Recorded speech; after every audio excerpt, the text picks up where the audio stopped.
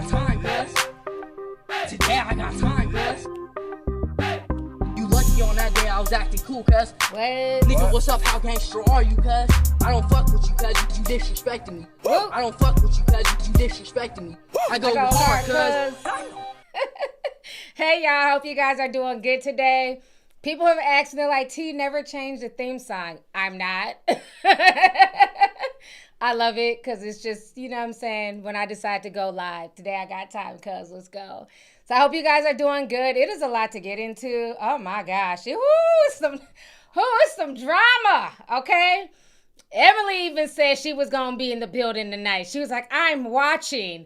Because Emily is a big Bunny XO fan. You know, Jelly Roll, we liked Jelly Roll's music. You know, y'all know I like me some country. You know what I'm saying? A little bit of country.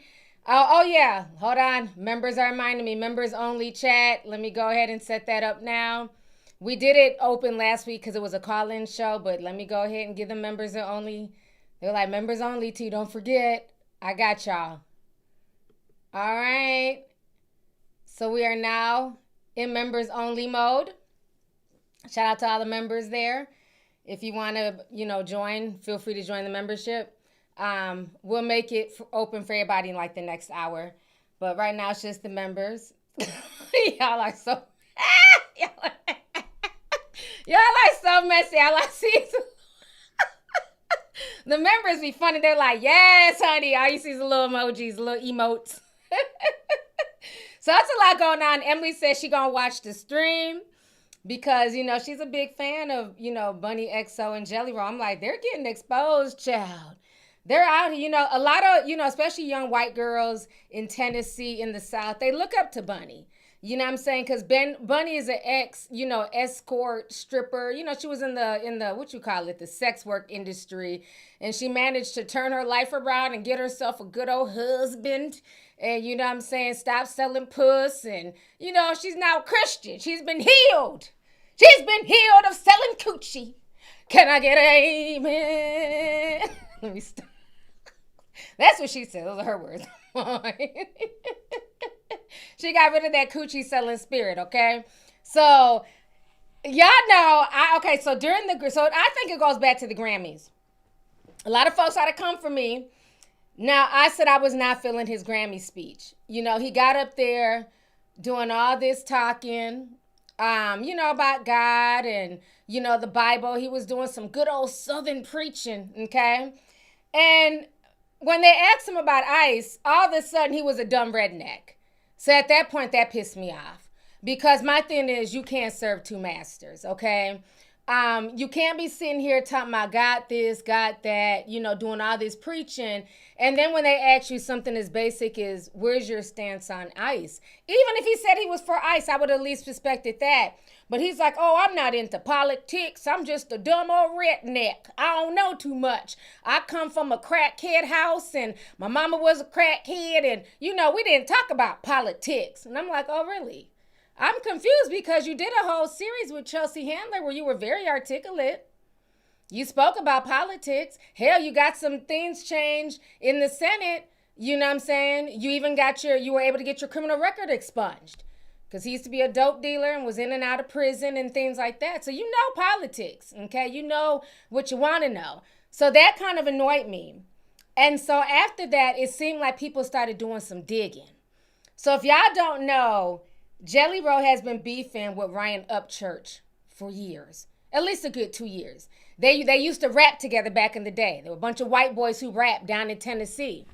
And so Ryan felt like Jelly Roll sold out because you was a rapper with braids and, you know, not saying that you can't grow, but it seemed like you went from being, I'm going to be independent and do my rap thing, to then he flipped it, went country. And so they kind of been beefing. So about a year ago, Ryan Upchurch had posted this video exposing Jelly Roll. But a lot of people dismissed it. They're like, oh, Ryan Upchurch is a hater. You know what I'm saying? He's just mad because he's not where Jelly Roll is at. Well, after that Grammy speech and him pissing off a lot of people, okay, especially in the South, a lot of folks felt the way. They went back to Ryan Upchurch's video and people started taking notes, bitch. Okay, people pulled out their pen and pad and started taking notes.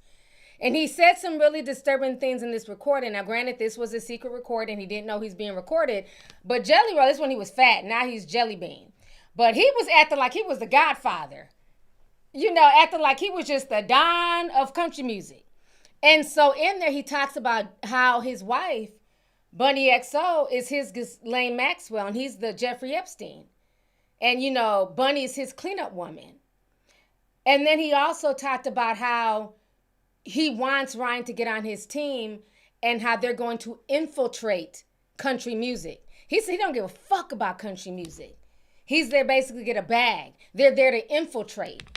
So this was very interesting listening to all this tea that he was spilling. He ain't know he was being recorded. And if y'all don't know now, him and Bunny, they're trying to segue away from the country music scene and they're trying to get into Christian music now. You see how a lot of these white artists, they can hop from genre to genre? You see, when he was big old fat, you know, Jelly Roll, he was rapping. So he got a rapper bag. Black folks supported him. Then he used that support to segue into country music. The country folks was really, really supporting him.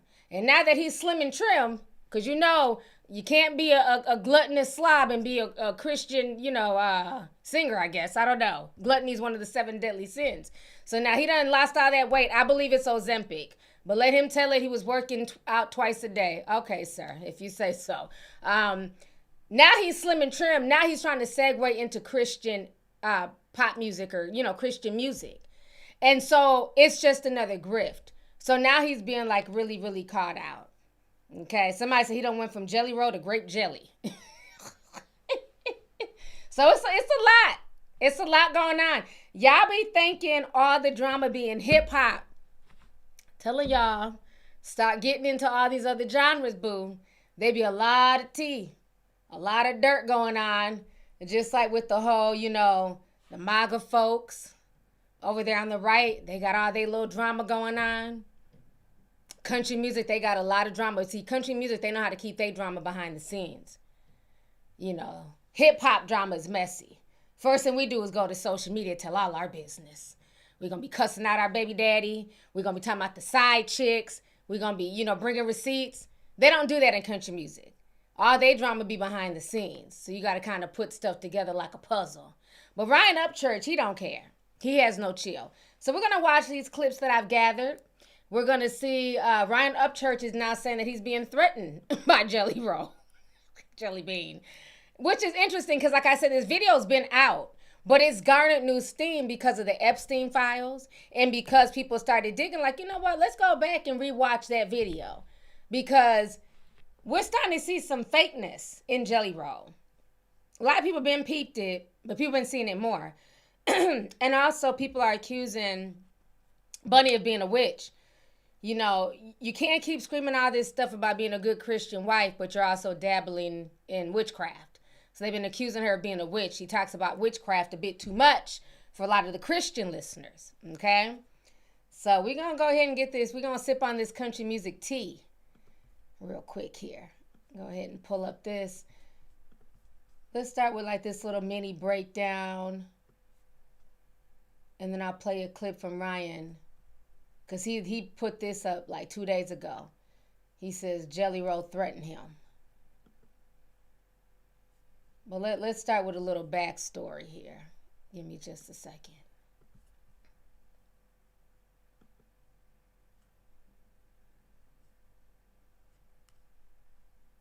We on TikTok?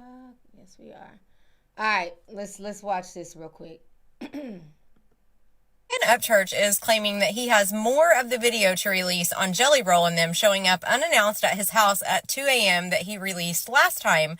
That it's like almost a 15-minute conversation of all of the boys showing up at his house and Jelly Roll and Ryan having a conversation. And Ryan claims that during that conversation, they claimed that he had to go with them. You have to sign. You have to come with us. They'll give you like $100 million. This is what Ryan says. Now, a lot of people say that Ryan's crazy, and a lot of people say that he just did not side with the bad part of the music industry, which is known as like the Hollywood side. You know, he didn't sign with that, and that's why Jelly Roll got big and he didn't.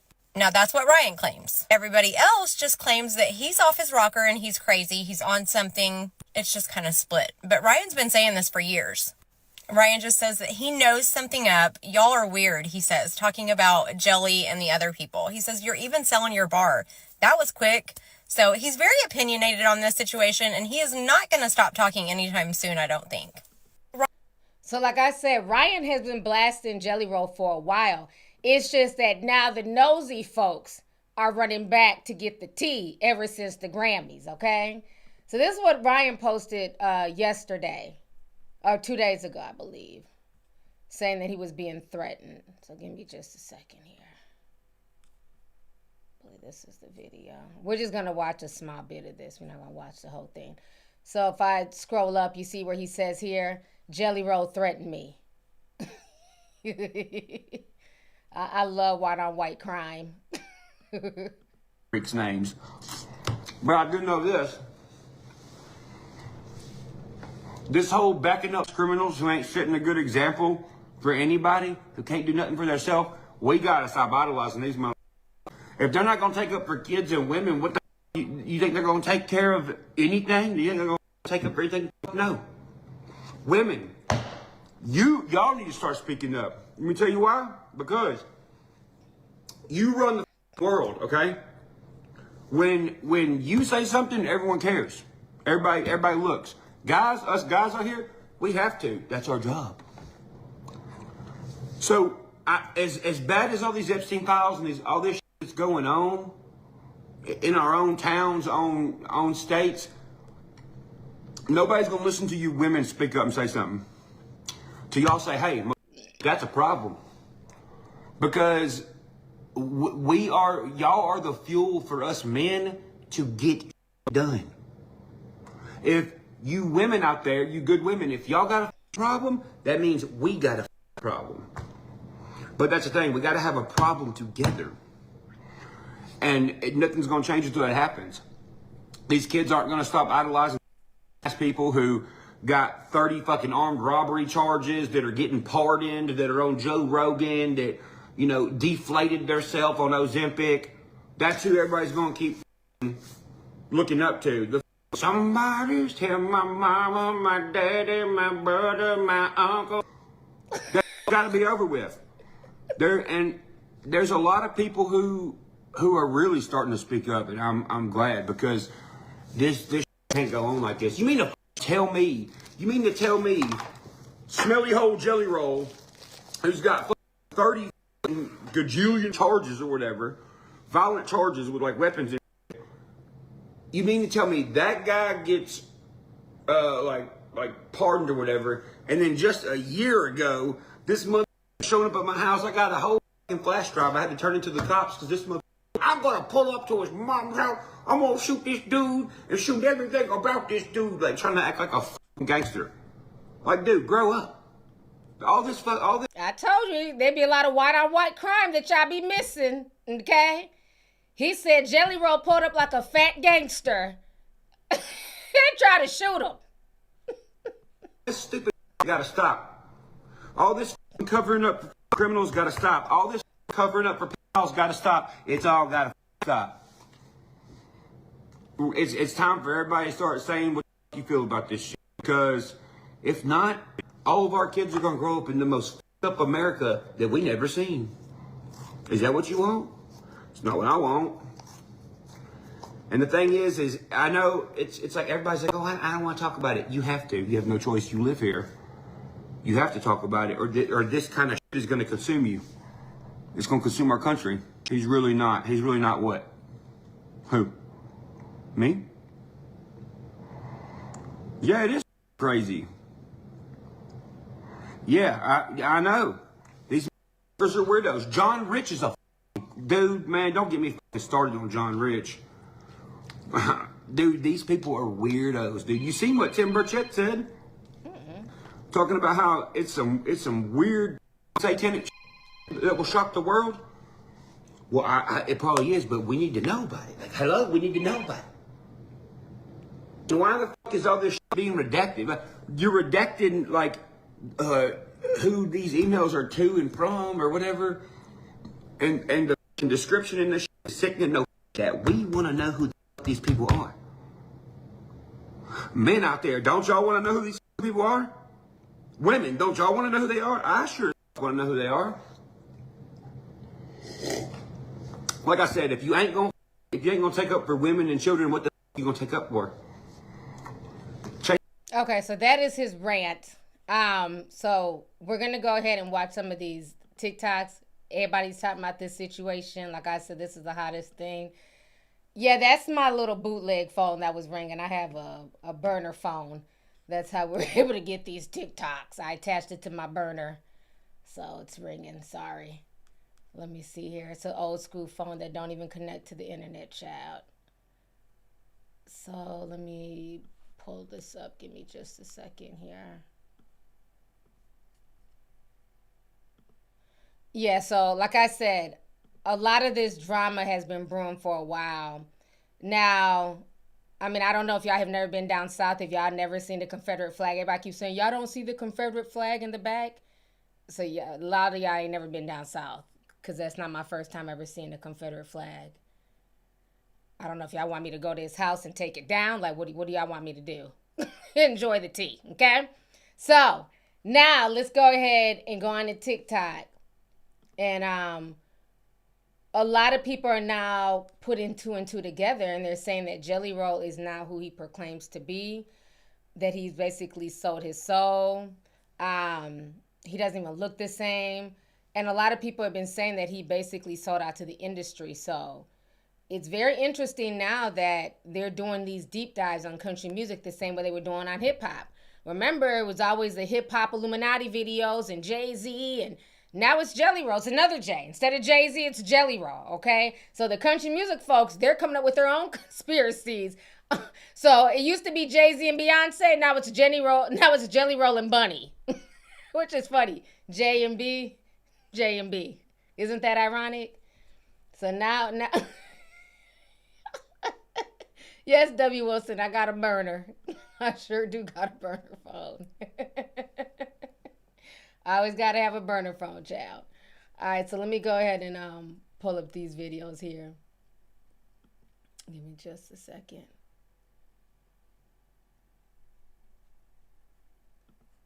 Put it on this. Yeah, there we go. Okay. Jazz music, rock and roll, etc., etc., what makes you think that they would skip country music? A lot of people have noticed how Hollywood celebrities look nothing like they ever did before. Millions of people are noticing that Jelly Roll lost hundreds of pounds pretty much overnight and is now unrecognizable. I have seen so many trending videos stating that Bunny is his handler, and was saying that she stated, when people think your husband is a clone because he lost weight and his tattoos don't match. If you want to know if somebody in the industry is infiltrated, just look at their behaviors. Watch who they surround themselves by. Watch what they do in front of thousands and thousands of people. I mean, if y'all notice the symbolisms, the devil horns, the one-eye symbolism. So, I mean, these white folks are holding their own accountable. About damn time, because y'all love going in on hip-hop. I'm here for all this country music Illuminati tea, okay? it very well could be, guys, that he's giving the Erica Kirk I love you sign. Like I said before, if you want to know how deep somebody is in the industry, look who they're surrounded by and actually listen to what they're Funny enough, look at him and Jay saying when they're making statements. Just see standing there is this album called Beautifully Broken. And man, if that doesn't represent what's happening in the world right now, I think more than ever, is that I think we can find beauty in what's happening. If that doesn't totally wrap up how detached the rich are from the poor, I don't know what will. People are being removed from their health insurance companies. Their health insurance is doubling and tripling. People can't pay for their groceries. People are going homeless. People are shutting off their electric. Children are being separated from their families. Families are being displaced all over the world. People are losing their lives on a daily basis from Gaza to Nigeria, but we'll see the beauty in everything, I'm sure, eventually. These people never stand with their people. You see what I'm saying? How do you really feel about the Grammys? Because I know a lot of artists give the Grammys a lot of shit. And the truth is, I feel honored. I feel extremely grateful that the Recording Academy even considered us. And oh, I bet you were stunned. And then I stumbled across this thread of videos of Upchurch Redneck exposing Jelly Roll, pretty much stating that Jelly Roll showed up to his house unannounced and gave him a little advice on which side to choose. That's for part 2. All of this is getting crazy. A lot of you have asked me if there are... All right, so let me see here. All right, we got some more. Oh, hold on. It's footage of Jelly Roll chilling at Ryan Upchurch's house, where he literally admits that he's the Epstein of the friend group, or the Maxwell of the friend group, I can't remember. How did Jeffrey Epstein happen? With much work and help. Just like Jeffrey Epstein, Ryan Upchurch has Jelly Roll and his wife to handle his dirty work. Strangely enough, I also just saw some body. Did y'all peep that? That was part of the video that Ryan Upchurch recorded. He said that he is the Jeffrey Epstein and Bunny is Ghislaine Maxwell. And they can handle all the dirty work, make things disappear, make his problems go away. Body cam footage from a police officer going to Ryan Upchurch's house because Ryan has found a cell phone that doesn't belong to him in his truck that was linked to his iCloud account, but the phone was not his at all and was nobody in his friend group or in any of his circle of people. That I'm already talking to Jim Gurney about via this big fucking case of shit that I got here. Tell him how this got out. Okay, so other day was messing around outside, riding bikes around stuff with my kid. Went to start up the truck that he gave me, let it run for a little bit so the battery don't die. I got to just piddling it while I was sitting in it looking through shit, and then I found that phone. I left it in there, and then I said something about it earlier or whatever. I was like, hey, I found another iPhone in the snitches. He was like, what phone? I have all my phones. So I go back to my house, I plug it in, turn it on. After I turn it on, I hook it up to my hotspot, and it pretty much logs itself out of the Apple ID. Okay, who made the Apple ID? I made the Apple ID. Okay, here's the problem. This phone that he set up, there's a card hooked to it. There's what? A MasterCard. There is no record of me having a MasterCard, anything to do with a MasterCard. My cards aren't MasterCards. And I really want to find out how there's a MasterCard on here and who does it go to. Because these guys that have put these names on here and tried to get me to switch these accounts, I was told to tell them no. So I told them no. I said, I'm not fucking doing that. So that's part of all this shit. And now we have this thing popping up with a MasterCard on it. And if you go talk to the sheriff and them, you'll know that I turned in a bunch of cards that ended up in my mail with a letter. They said, someone's trying to frame you for fraud. They have that filed down there at the sheriff's office. I'm trying to figure out how the picture. So how the phone? Do you know how the phone got in the truck? No, that's the big question. But the truck sits out front of my house. I live in a little neighborhood, not very nice. It's not gated. So have y'all ever seen this home before? No, I've never seen this home. Dude, I see it when I open the box, man. Yeah. And now I saw a lot of comments under this body cam footage of people saying, well, it looks like the Illuminati is after Ryan Upchurch. Yeah, pal, you had the Illuminati chilling right in your house. Now, we all know Jelly Roll can't move that fast to get some unknown cell phone up in somebody's truck. But don't forget, these celebrities don't arrive alone. They usually come with a circle of people, assistants, etc., etc. I'd put money on it's one of Jelly Roll's people that put that cell phone in that truck. Because all it takes is the connections to be able to have somebody literally use that cell phone as a listening device, or worse. But as always, let me know what you guys think in the comments. So, do y'all see it's getting real? I'm talking about the country music conspiracies are being cranked out. They want to know what's up. People are saying that Ryan Upchurch is in danger. They're planting bugs in his car. You know, they're saying that big old, well, no, he's slim now, Jelly Bean and Bunny XO and their peoples are behind this. And, you know, they're saying that Jelly Roll is a plant. Since Bunny worked as an escort, she has all types of connections. She could have been one of Epstein's girls. There's I'm telling you, there's so many damn rabbit holes with this story. It is insane. But it's very interesting seeing it from like a country music angle because we always see these videos based around hip hop and black folks. So we're going to watch a few more.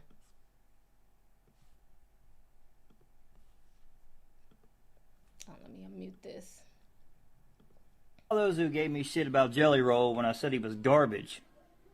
Okay, so Ryan Upchurch just uploaded this. You know, I consider you a friend in music.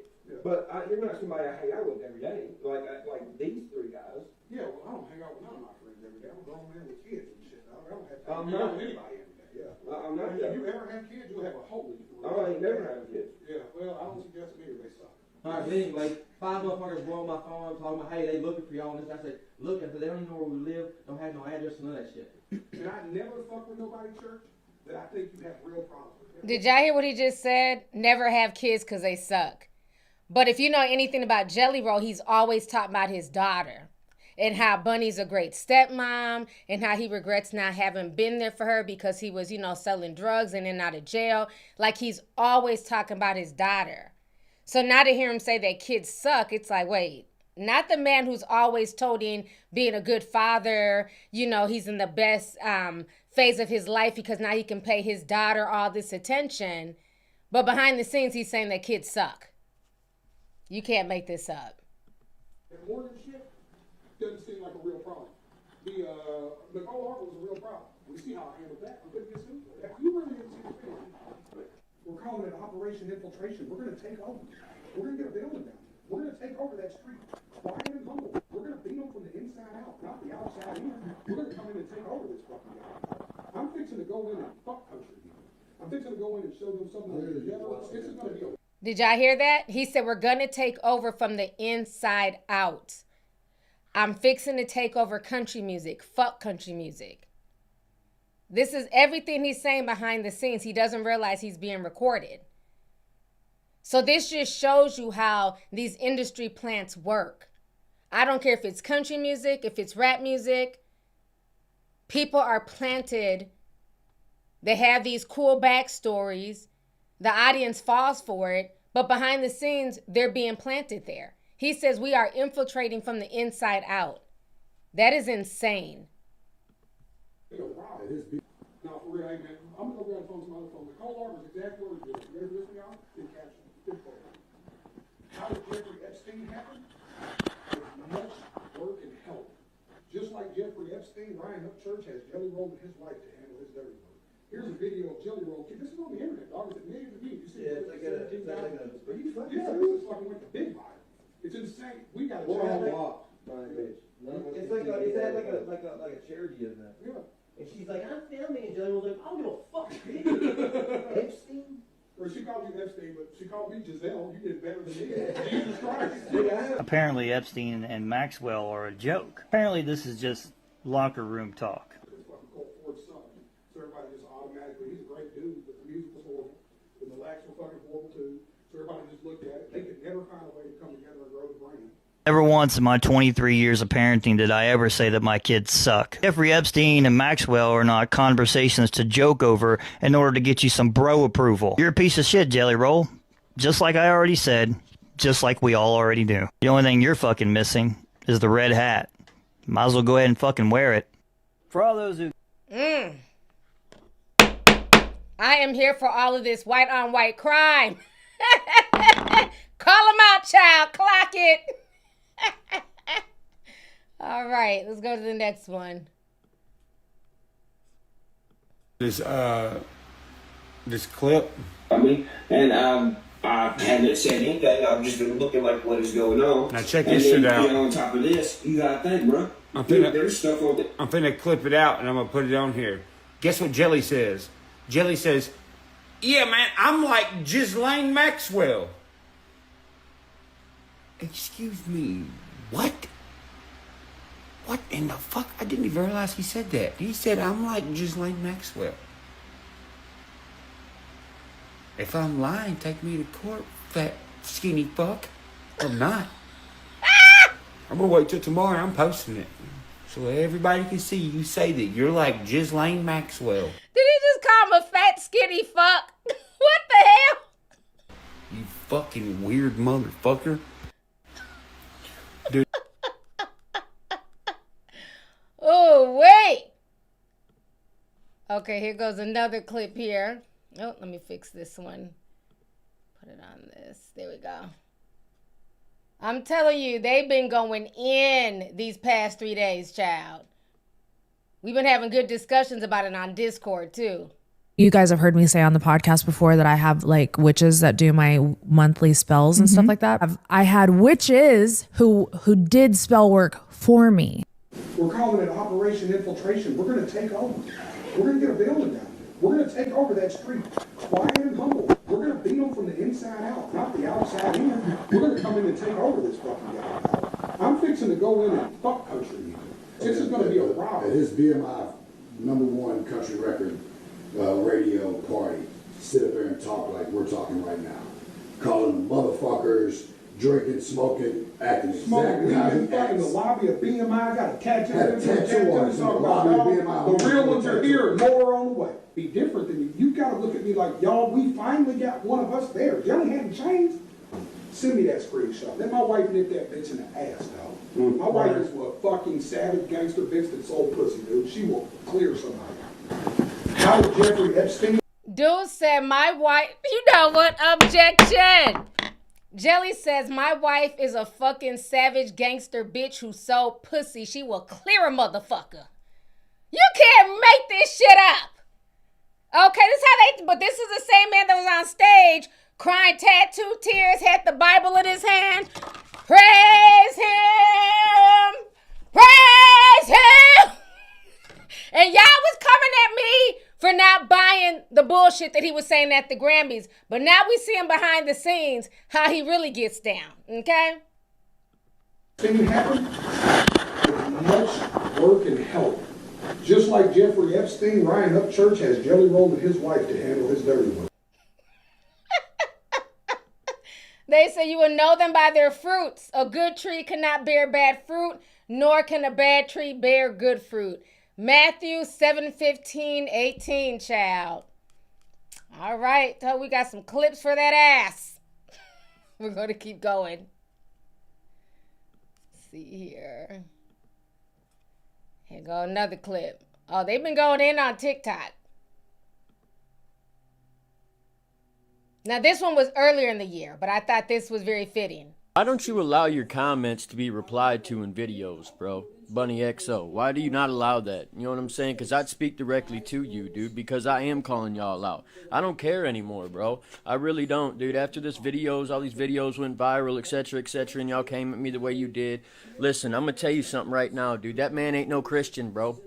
That contemporary crossover bullcrap that he did in the country music inside of the Christian artist and getting all the rewards, dude, he don't live a Christian life, homie, and you don't either.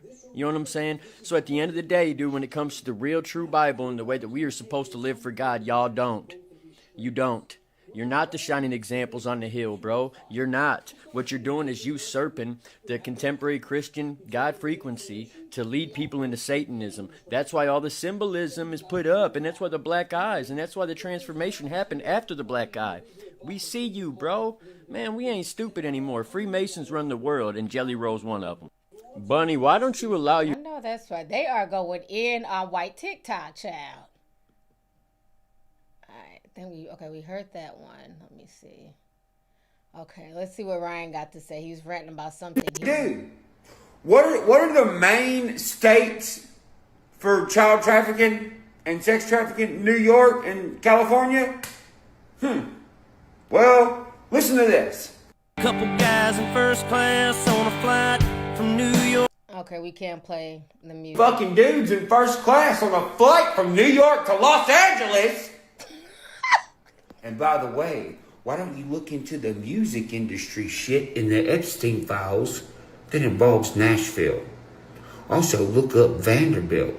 Hey, John Rich, where'd those pictures go off Google with you and a bunch of random black babies? Fuck all y'all!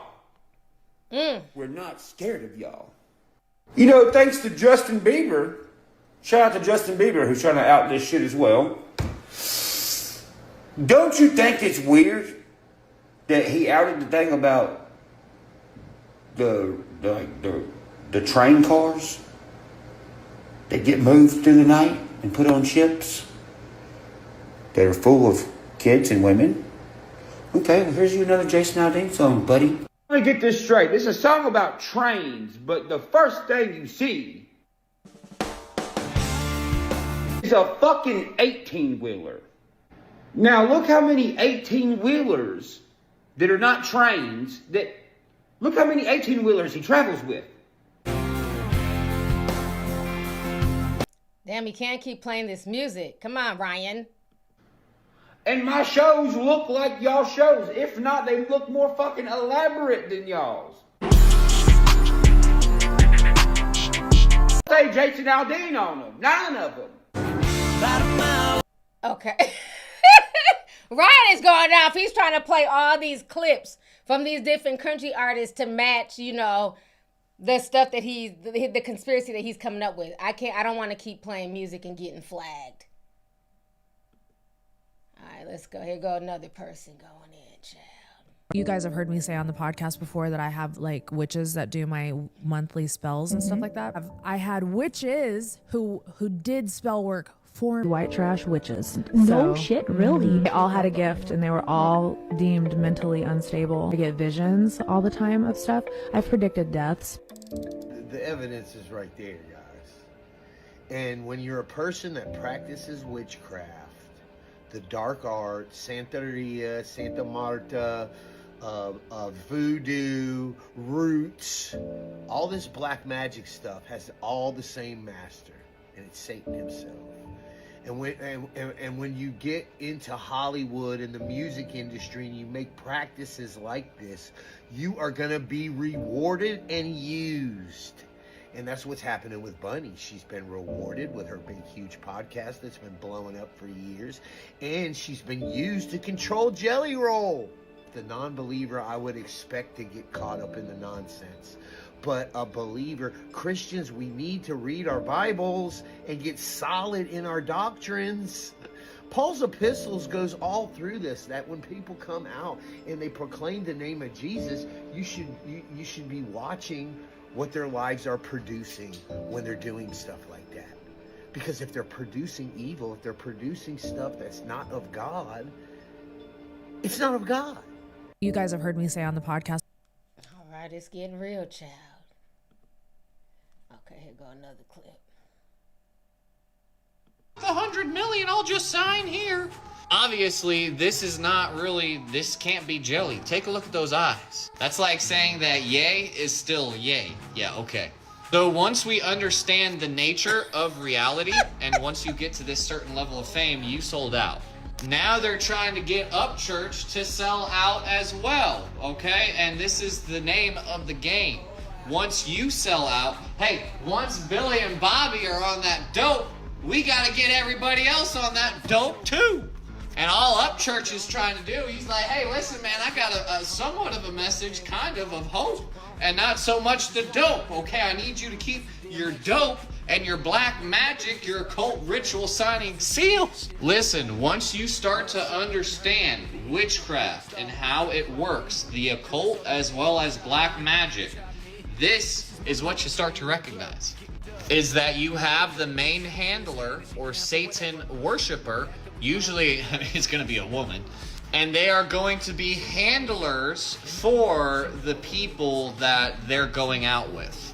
And I say people because oftentimes the handlers, they got multiple husbands.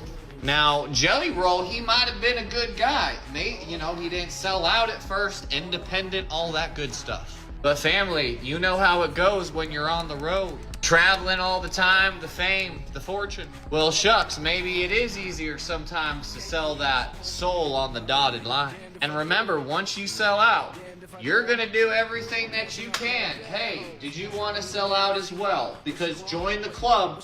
We want you to be here because we see the influence that you have without selling out to the system completely. So, this is a summarization of the black magic gang-a-stalking a ritual that basically everybody has to go through. And you're going to get to a point where they're going to offer you. All right. Let me come back. So like I told y'all, it is getting real, honey. You know it's real when the white folks are coming out with their Illuminati theories, and they got all their little captions and their pictures and their evidence and their music clips. They have been dragging Jelly Roll, child. That was the worst thing he did at the Grammys, when he was like, I'm just a dumb redneck. And they went back and they pulled that damn video and they analyzed that shit. They've been coming for him and Bunny ever since. Like I said, I think the part that's very disturbing, though, what kind of bothers me with all this, jokes aside, is it shows you how easy it is to infiltrate and be pushed, how a lot of things are no longer organic. And now you have to ask yourself, this is why I feel like the same way with MAGA. They use MAGA to infiltrate a lot of, Southern Christian churches and Southern Christian people. Before you had people who were just regular, Republicans or more conservatives. But I feel like MAGA was like a psyop to take it up to the next level. And then they were able to bring in and mix in that Christianity with that white nationalism. I don't know if y'all are following me, if I'm making any sense. Do y'all get what I'm saying? I feel like if the same thing can happen with the music industry, the same thing can happen in politics and everything else. Because again, there's not even any regular Republican conservatives. Now it's like, if you're even Republican or conservative, you're automatically deemed MAGA.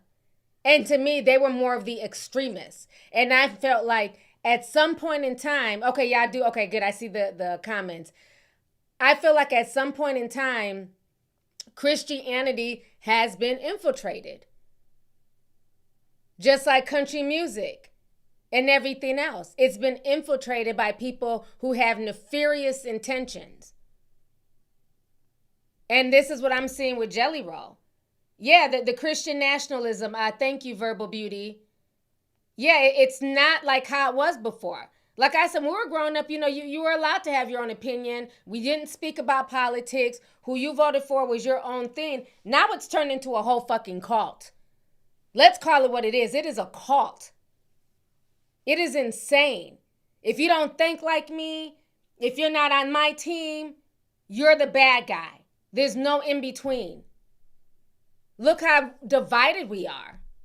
That's why I had no respect for him when he tried to come out and say that shit. That's why I'm glad I stood in my own two shoes and I stood 10 toes down. And I'm like, nah, I'm not buying that.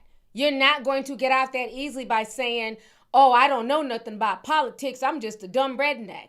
A dumb redneck does not get as far as Jelly Roll has gotten in such a short amount of time. A dumb redneck is not going to be able to pull over his, coochie selling girlfriend or wife and get her one of the most popular podcasts in America. You don't go from being an escort and selling coochie to having one of the most popular podcasts. And then in the same breath, they're screaming that they're Christians. So I'm glad all this is being exposed. I'm here for all of this white on white crime. Let me go ahead. We got over, how many people watching? We got over 7,000 people here. Please hit the like button if you guys are enjoying the stream. I'm going to need y'all to hit that like button, okay? Let's go ahead and let everybody in. It's been about 45 minutes. So we're going to go ahead and let everyone in here. Well, subscribers. Let's go ahead and let all the subscribers in. All right, come on in, everyone. And they're like, we's free now. Yeah, like that just, listening to him say that we're infiltrating this from the inside out.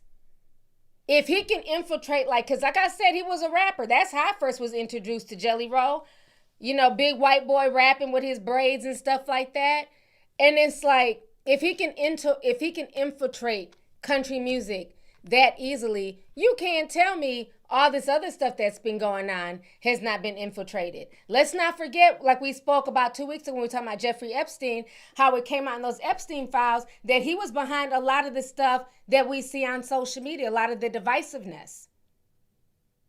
Remember the video that made Trump some type of savior? What was that video? Y'all gonna have to write it because I can't think of the name. The one that turned a lot of people MAGA.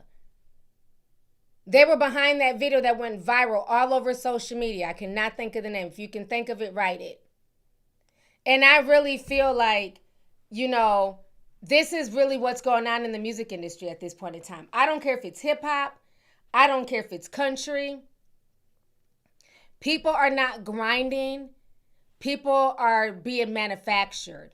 And they're being put in front of us. Somebody said NC-19. Correct. QAnon. Thank you, Miss Vixen. Yes, the QAnon documentary. I don't know why I couldn't think of the name. But yeah, the QAnon. That came, Jeffrey Epstein helped to fund that. That was in the Epstein files. You know, so a lot of people that are placed in front of us are not placed in front of us organically. A lot of people are placed in front of us because they're there to push an agenda. Let's not forget how influential music is. You know, music has the power to transform you. Music has the power to heal. Music also has the power to destroy. We've all watched Sinners. And you see how music played such an important part throughout that film. They can't get you unless you allow them in. Just like the vampires in Sinners. The music cannot get to you unless you allow it in. And so what better way than to allow somebody like Jelly Roll in than for them to clean him up, take him out of rap. You know, he's a sinner just like all of us. He went to jail. He sold drugs. His mama was a crackhead. His wife used to sell coochie. And that's how they got a lot of folks, because of this sob story. I mean, it's true. I mean, he was in and out of jail. Bunny did sell coochie. But it's almost like that redemption arc. Like if they made it out the trailer park, I can too. But it's all about them just making money, because like somebody else said in another video, why is the first thing he did was to buy a bar? Let me see if I have that video. That's one of the first things he did when he got money. Yeah, this video here. Let's watch this real quick.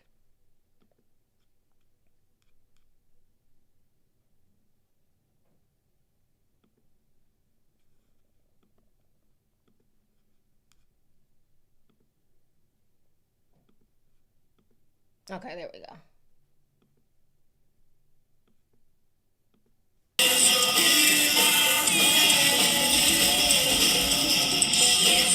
You will know them by their fruits, and I am sorry, #not sorry for whoever this triggers. Could someone please explain to me why the first thing that Jelly Roll did when he got into some money was build a bar in Nashville, Tennessee? Millions of people are praising him for his redemption story along with all of social media, but what the heck is this? Even open on Sundays, apparently. Now it's time for everybody to come into my comments saying, the Sabbath isn't on the Sunday, it's on the Saturday. Well, there's no rest for the wicked because luckily they're open on Saturdays too.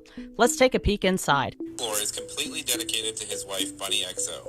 This floor has a larger-than-life portrait of his wife hanging over a huge bar, as well as a very spacious dance floor with nightclub-style lighting and even an area in the corner for bottle service.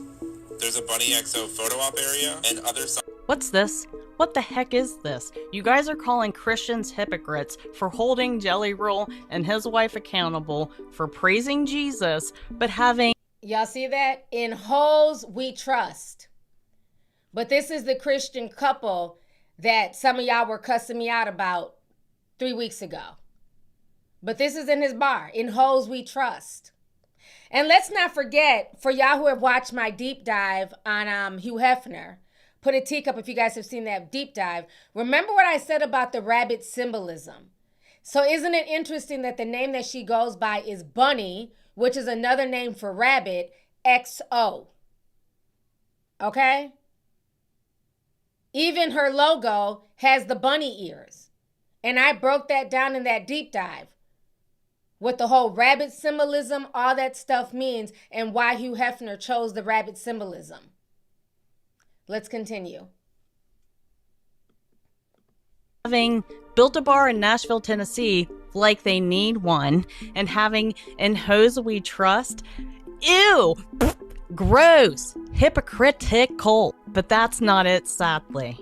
Just wait. Roll and Bunny XO. Then on the fourth floor, you have an area that can be open to the public or closed for private events. This area is called Buddy's Back Room, and it pays tribute to Jelly Roll's late father, Buddy DeFord. So on the way to a private VIP room, which, by the way, who knows how much debauchery goes on in there, a room that is... Did you guys notice all the symbolism? The one-eye symbolism, the skull? Why would you have that if you're a Christian? Because again, this is their new grift. They're leaving country. They're a Christian couple now. What's up with all the skull imagery?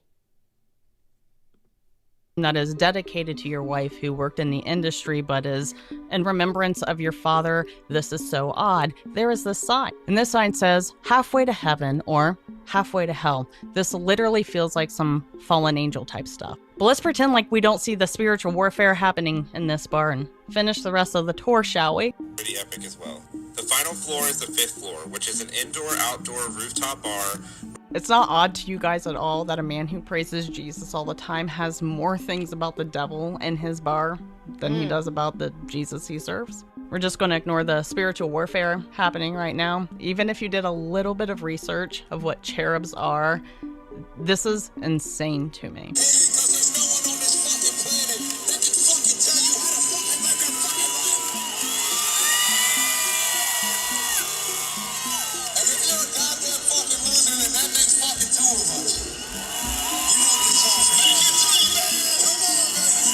They said it, not me. And you guys can come at me in the comments all that you want, but I got a really, really good gut feeling that you're all being played. You guys are being played. So y'all just saw that video. That was an excellent breakdown by that young woman, you know. That's why, like I said, I was not feeling his Grammy speech. You're not going to hypnotize me because you're up there with the Bible and saying some sweet stuff, and then in the same breath trying to play into that you're a dumb redneck when you own bars and you own clubs. And a dummy doesn't have all this. Like, let's stop with the foolishness. So I'm glad that he's being called out because, again, if we can have all these videos breaking down the Illuminati connections in hip-hop and, you know, how Jay-Z's done this and Diddy's done that, I think it's about time that we start holding some of these corporate white entertainers accountable too. I mean, I do deep dives on them, but, you know, it's good to see the public finally listening to Ryan Upchurch, because Ryan Upchurch has been, you know, he has his little issues, you know, but at least he owns his issues, you know. He's definitely not perfect, but he's been calling out Jelly Roll for a while now, for a few years. So it's very interesting to see, like, people are really going off about this situation. And especially, again, like the one gentleman says, who just jokingly talks about Epstein and Ghislaine Maxwell in conversations. Like, that's not a name you're just going to bring up unless you're condemning them or you're talking about the Epstein files. And this was before the Epstein files even came out. So it's like, what made you just sit and talk about Ghislaine and Jeffrey in that manner and say that, you know, basically your wife is your Ghislaine's Maxwell. She knows how to clean things up. That's a crazy comparison. A woman who sat there and helped to procure young girls and traffic young girls and abuse young girls, and was there while many of these young girls were AR'd and had abortions and gave live births, and that she helped to take the babies away from them. Insane. So yeah, it's a lot. Let me read some of these super chats here. First of all, shout out to Moneybag Mo. Thank you so much, sis, for the $499.99. I appreciate you, sis. Thank you so much for the support. I hope you're doing well. So Moneybag Mo is in the building. All right. Let me see here. Let me go ahead and give her a heart. I appreciate it, sis. Moneybag Mo is always looking out. I do. I appreciate her. Let's see here. Let me pull up. Ooh. Why isn't my recent activity showing? Hold on. Okay, there it goes. All right, let me scroll up. We have quite a few. And shout out to all the new members as well. Jematel Boricua sent $10, says, they always use rap and hip hop to get back on top. Justin Bieber, Post Malone, Miley Cyrus, MGK, excuse me, etc. Once they're done, they go back to country, pop, and rock. Exactly. That's why, like I said, people have to really, hip-hop has to start gatekeeping. They just do. Mandarins 9194 sent $4. She sent a super sticker. Thank you so much, sis. I appreciate you. Let's see here. She also said, happy to catch all this Tuesday tea. Love you, T. Love you, too. Thank you for the super chat.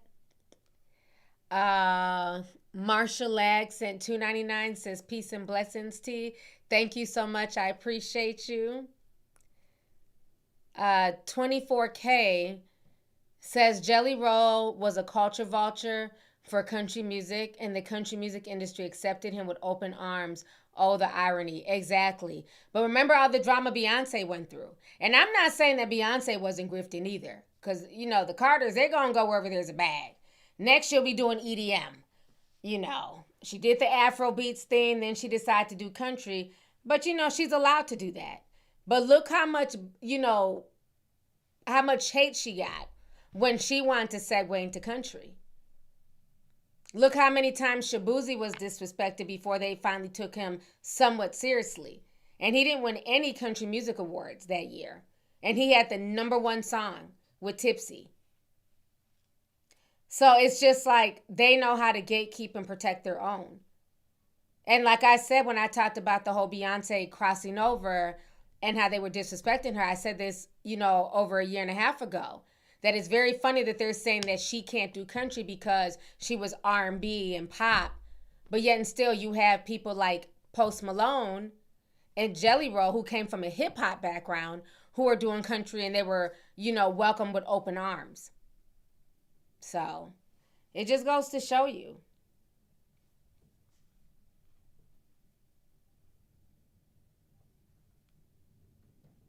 Marsha Legg sent $3. Says, remember when Ice Spice threw up that devil sign? Yep, I do. When she was with one of the streamers at that point. And then she also did it at the Super Bowl when she was there with Taylor Swift. Another industry plant, Ice Spice. Again, she came out of nowhere. Drake was co-signing her. And then, you know, she was everywhere. Everywhere. With Taylor Swift. How do you even get next to a Taylor Swift? You only had a few hit songs. She did the collaboration with Nicki Minaj. But like I said, the reason why she was able to get in was because of Riot and who Riot's father was. Just like with Sexy Red. She's another industry plant. I don't care what nobody says. Sexy Red has been out here for years. I remember her first music video that went viral years ago, but it just didn't pop off. When she was walking down the street, making my way downtown, faces passing. She did that beat. But she had some white boy next to her with pigtails and she was holding like an AK-47. Who remembers that video? I forgot the name of it.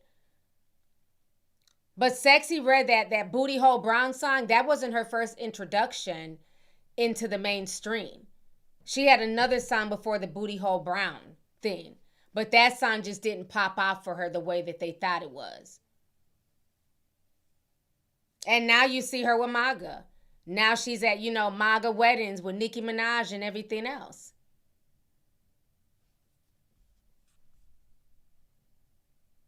Yeah, I can't think of the name of the song, but I'm glad y'all remember what I'm talking about.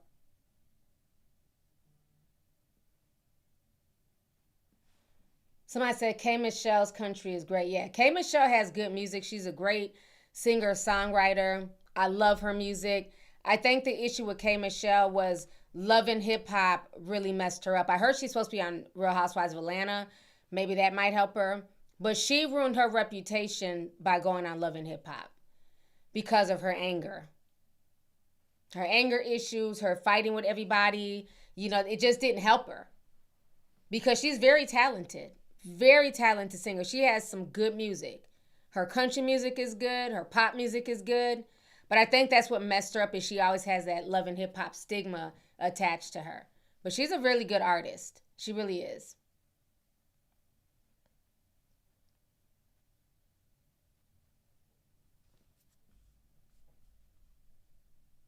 Let's see here. Don't shadow ban me. YouTube sent $10. Says, T, I've been watching since I was 19. I'm 35 today. I just want to show some love to one of my favorite YouTubers. Shout out to my fellow Pisces. Hey, girl. Happy birthday to you. I hope you enjoy your day. Thank you so much for being an OG tea sipper. So, yeah, shout out to y'all. It's y'all's month, honey. Let's see here. Y'all know how I feel about Pisces, but I will say this. The February Pisces tend to be cool. I've never had any drama with Pisces that were born in the month of February.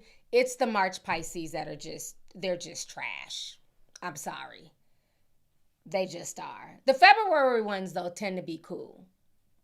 The ones I know. I don't know any Pisces out there. But the ones that I've met that their birthdays in February, they tend to be cool. The ones I've always had issues with, March. At this point, when I meet folks, I don't even want to know your name. Just tell me your sign. Male or female. Oh, my name. Oh, I don't need your name. What's your sign?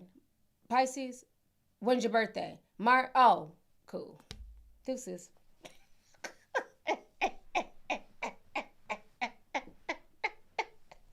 Oh, the March Pisces talking about, excuse me?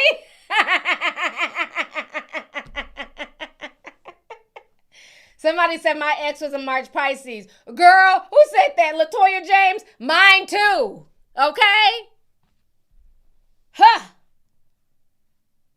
Them Pisces, they don't mix with Leos. I've tried. The March ones, they do not mix with Leos at all. Here come the Zodiac Wars.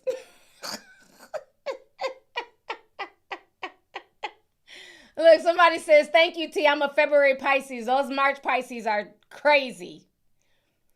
Somebody else says, I'm a March Pisces. Hey, T, calm down.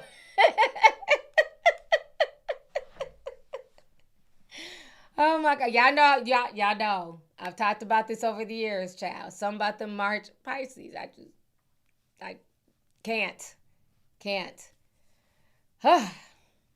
They always eventually end up showing their true colors. It's just true. 804 Smile says, at all, my ex-wife shaking my damn head. Damn, your ex-wife was a March Pisces? See, why does every sign have issues with Pisces? Every sign has a Pisces story. I'm just saying. Y'all are literally like the most hated sign in the zodiac. Every sign has a Pisces story. And it usually ends in heartbreak or friendship. I remember one of my friends out the blue sent me a video. Because I think, is she a Leo too? I be forgetting, child. I think she is. But she sent me a video on Instagram about how Leos and Pisces don't get along. And she said she got into it with her March Pisces friend in Florida, and they ain't been friends since. Everybody got a Pisces story. Somebody said I was raised by a March Pisces. Every sign has a Pisces story. It's the men, T, not the March women. Oh, it's the women too. At first I thought it was just the men. The women are lunatics too. It's the women too. It's not just the men. I used to think that for a while. It's just the men. No, the women as well.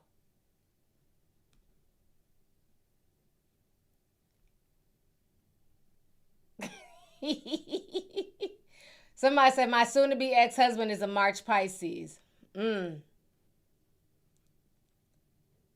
Somebody said we should start a surviving Pisces. I'm telling you, every zodiac person I know has a story about Pisces, and it's usually the March ones. Not the February so much. It's the March. Somebody said Krishan Rock is a March Pisces. Oh, makes sense.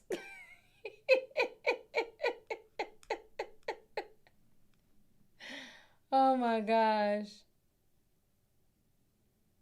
Look, notice everybody's ex is a March Pisces. Catherine Thompson says my ex-husband was a March Pisces. So was mine.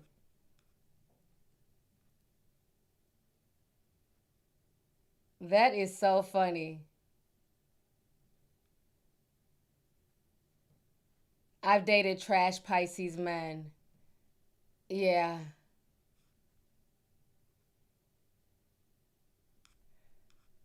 Bless your heart, child. Wait, I don't run send $2 says T got me scared. I'm seeing a March Pisces. Good luck.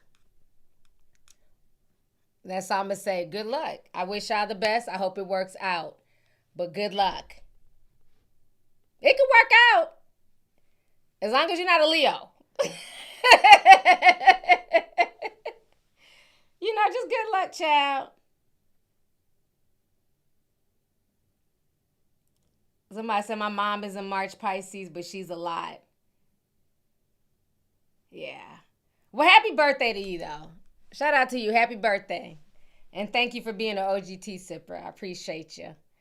Let's see here. Dexter Davis, he gifted a lovely tea membership. Thank you so much, Dexter. I appreciate you.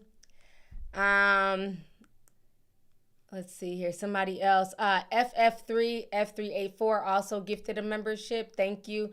If you guys received a gifted membership, make sure to tell the people who gifted you the membership thank you as well. Let's see here. Blackfoot Baddie 1985 sent $13.99, says, just wanted to send you some love from your #1 indigenous sister. I appreciate that. Thank you so much. I appreciate you.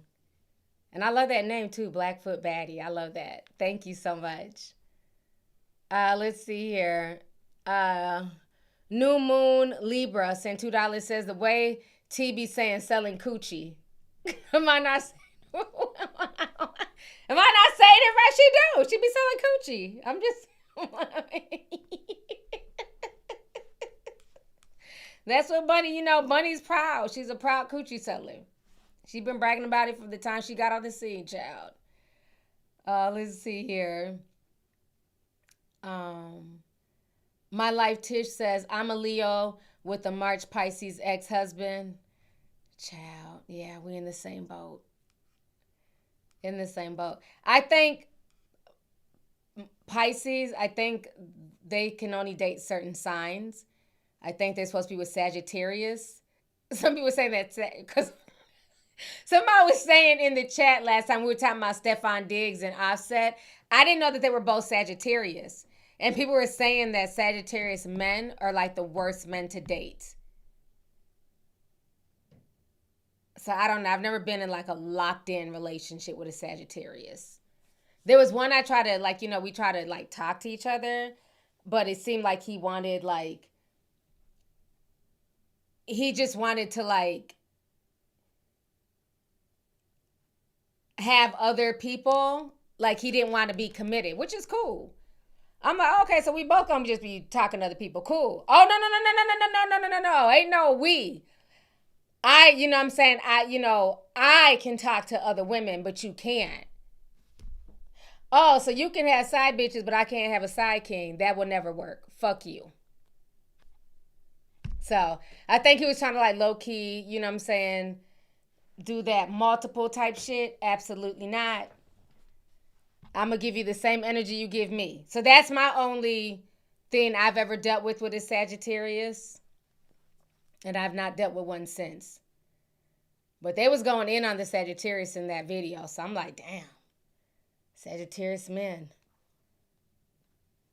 They said Sagittarius and Pisces do not go together. Well, y'all need to. Shit, leave the rest of us alone.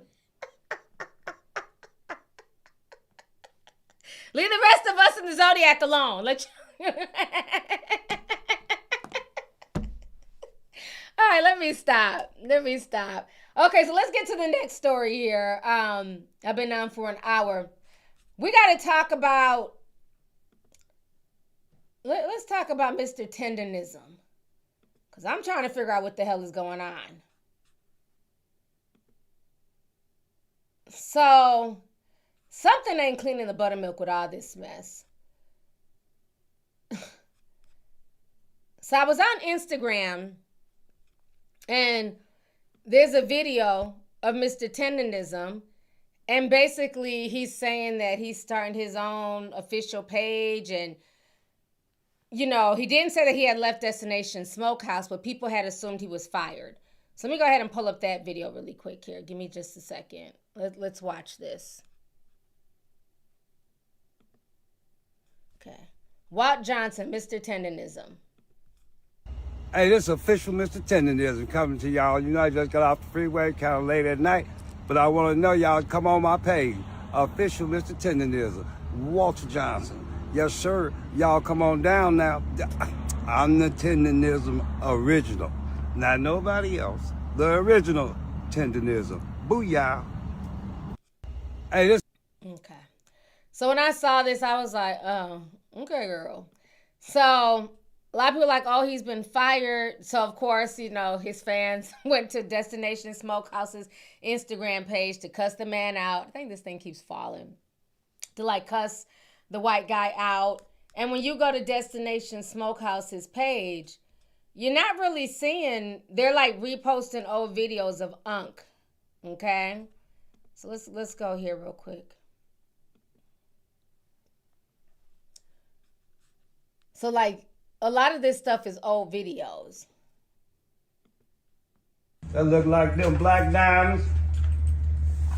Yeah. You want a little longer. I like that color. You know about this, Mike? Just a little. I think you know a little bit more. So, like, you see this comment here, it says, the man fired old school but still using his videos, baby.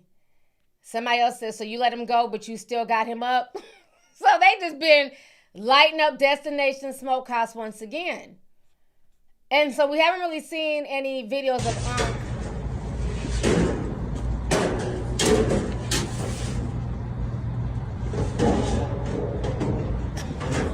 They just be in the comment section trolling.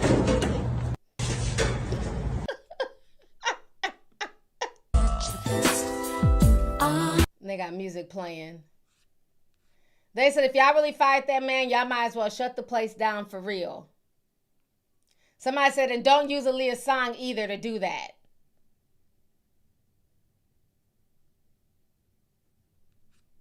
So. Then they posted this. I'll give you a little bit of insight on how me and Nick got together.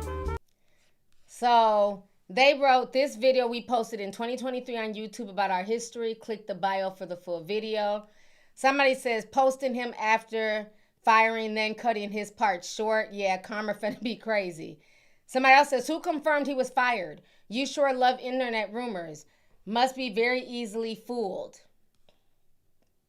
So at this point, I don't know what's going on because the other day when I came on here, in between Valentine's Day, this post and another one, there was a video of Marcus Houston eating at Destination Smokehouse.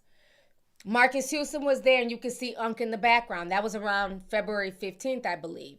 So I'm like, okay, this is weird because he posted that first video, then you see him there. Another YouTuber said they had contacted Destination Smokehouse and they said that he still worked there. But then a GoFundMe was put up on Walter Johnson's page. But now when you go on the page, the GoFundMe is gone. So let me show y'all this. So in between this video and this video, and before they posted this Twitch, there was a GoFundMe. Okay? So they got this Twitch flyer up. Somebody says, why is this man being promoted like a Gen Z streamer? Okay? Mr.Tendernism on Twitch. And then here he's cooking in his own Y'all home. remember this right here. This is gonna be rare. It's gonna self-destruct after 10 minutes. That might be second. I'm finna put these old steaks on for her, boy. Look at him. I got something for today. Yeah. So now he's cooking in his home. So I don't know what is going on, but let me show y'all this. Initially, is this the one? No. Hold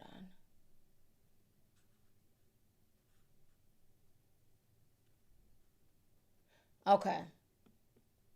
So this was the first GoFundMe. Hold on. So if you guys look, this was what was initially on his page. It says, help Mr.Tendernism relaunch his dream. Now notice this right here. I want y'all to pay attention to this. It was raise $7,000. Okay? And it was started by Joseph White. They had gotten up to about $4,000 at this point. But all they wanted was $7,000. But now when you go on to GoFundMe, now look at it. Now they bumped it up to $20K. because they hit the goal. They hit 18,000. Now they bumped it up to 20K. And they're saying that supposedly he was fired. They're trying to launch his own food truck where he'll showcase his signature barbecue and soul food creations. Walt is reaching out to friends and family for support with an open heart and a clear purpose. From what I've heard, this is being ran by his grandchildren. So at this point, I don't know if this is genuine or if this is some type of elder abuse and they're using this man, because something doesn't seem right. First, they had the GoFundMe on the page, and when people called it out, they herp and took it down. First, the GoFundMe was 7K. Once they hit that, they bumped it up to 20K. Now they're saying that he's supposed to be going down to Texas and working with some Texas rapper on his own restaurant. And the thing is, this man is an older gentleman. I don't think he really wants the headache of running a restaurant. I feel like the children, the grandchildren or his kids, whoever is helping to run that page, they're taking advantage. Everybody's taking advantage of him, including the white guy, Nick, at Destination Smokehouse. Because remember a month ago, okay, that's the one, a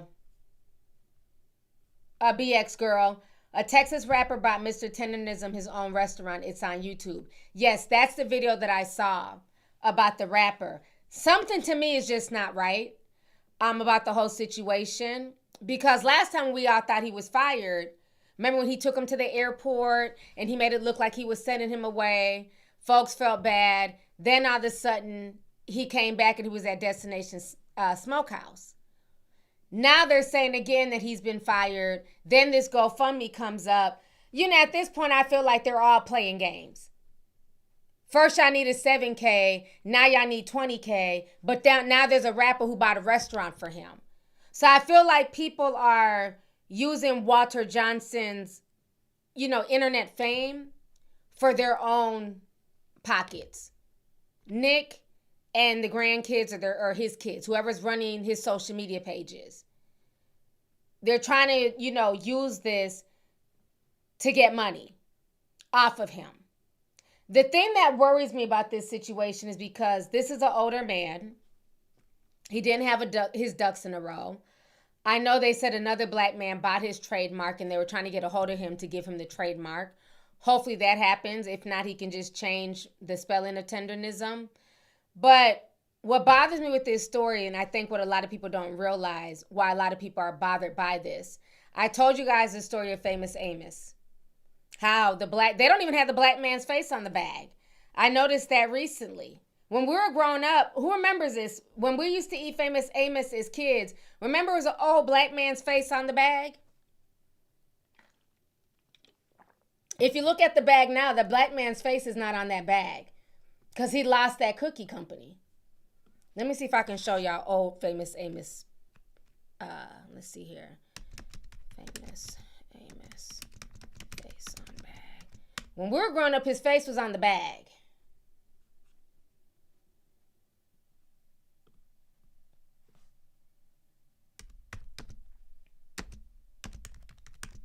See if I can find it.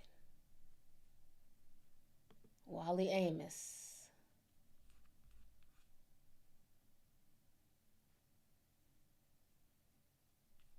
Yeah, here it is. Damn.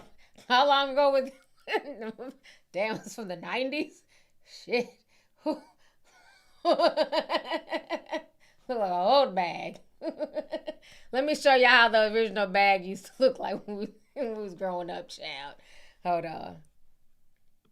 Okay, so when we were growing up, it had had him in the corner. It had his face on the original thing, on the original packaging. Famous Amos had the little story. Okay? But now, go and get a Famous Amos in 2026. It looks like this. Because he lost it. That's what it looked like now. Okay? So I told y'all the story of Famous Amos and how he lost his cookie brand. But it also reminds me of another story. Somebody said Uncle Ben's is still there. Yeah, Famous Amos is good. I still eat his cookies. Even though he don't own it, I still eat it. I ain't gonna lie. Shit. The recipe's still the same from childhood. But let's not forget, we've seen this story before as black folks. There was a white lady named Paula Deen. Who remembers Paula Deen? And she was a famous Southern cook. She had all these good recipes. I know a few people who bought her cookbooks, said the food was good, tastes just like grandma used to make. Well, the reason why her food tasted like grandma used to make is because a black grandmother was the one literally giving her the recipes. And what did Paula Deen do? As soon as Paula Deen ended up getting a fan base and became famous and got on television, she left the black lady who she got the recipes from, she left her in the dust. Let me go. Yeah, the Butter Queen.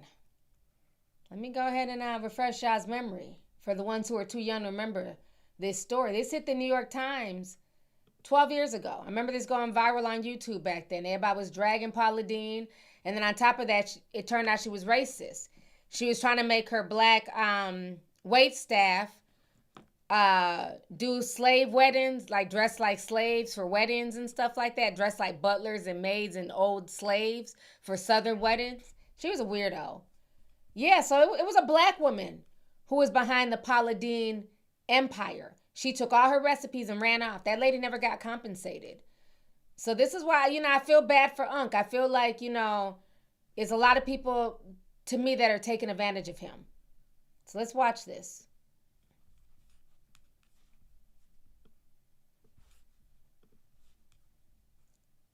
Severson with the New York Times here in Savannah, Georgia, taking a deeper look into Paula Deen's empire. I spoke with Dora Charles, a black cook who for 20 years helped Paula run her kitchens.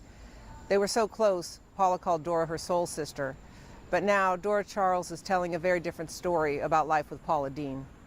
So did you two get along right away? Y'all remember that? All the OGT sippers. Y'all remember this story going viral 12 years ago?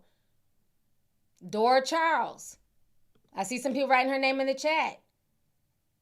People forget about Dora. She was the one behind the Paula Deen brand. The cooking, she cooked for her. She gave her the family recipes. And Paula Deen did her dirty. Yep, just like Jack Daniels. Y'all remember Portia Moore? I did the video on Jack Daniels. Sometimes when I talk about more real topics, they don't get as many views, and it's okay. I understand that. But remember, I did that whole breakdown. People didn't understand, why are you making a video about Jack Daniels? Because this is history. And y'all need to understand history so you're not destined to repeat it. I don't make these videos necessarily for my health. I want to get the information out there. So thank you for bringing up Jack Daniels, because I did a whole video breakdown on Jack Daniels, how the recipe was stolen. A black man came up with that. So now the Daniels empire, they're giving like his descendants, free college education. But let's continue. This is Miss Dora Charles. Were you fast friends? We hit it off real good. She started calling us soul sisters. Dora and I have been together for about 18 years. Yes. She is in charge of that kitchen at the Lady and Sons. If it's a Southern dish, you better not put it out unless it passes this woman's tongue. So you were working 7 days a week with her? Yeah, 6 days. Yeah, I'm working 6 days a week with her. And so she started the first Lady and Son at 311 Congress. At 311 Congress. And you were her main cook in there, right? Yes. Did she talk to you about your partnership, about whether you'd come along with her as she got famous? Yes. Mm-hmm. She said, stick with me one day. If I get rich, you get rich. But it sounds like it just passed you by. It just passed me by. I'm not gonna run behind her and say, you promised me, where my half, where my part, It wasn't all about that. Actually, all I was looking for was a good salary. How much money were you making when she started her Food Network show? I was just making $6.50. $6.50 an hour? Wow. In a statement to the Times, Mrs. Dean's publicity team dismissed her claims. Her grievances, they said, are about money, not race. The statement describes her as, quote, an employee that despite over 20 years of generosity, feels that she still deserves yet even more financial support from Paula Dean. I told her at times I didn't have enough money to buy my own medication. We were sitting across the table, long table, and she said, it didn't reach me. And she said, here's $100. Go buy your medicine. All the stories that we've heard about her wanting a plantation wedding that had black men dressed in suits, concerns about how she treated black employees, whether or not she used racial slurs. You feel all this is true? Yeah, she wanted Jelly Roll and I to dress like that as well. At the wedding? Mm-hmm. Do you feel like Paula Dean is racist in that way? I do. I do. Have you ever heard Paula Dean use the N-word? I've heard her use the N-word. She say, I tell y'all niggers, that's what's wrong with y'all niggers now today. Why are you coming forward now to tell your story? Because they didn't give me what I deserve. They didn't give me nothing I deserve. Everything I got, I worked for it.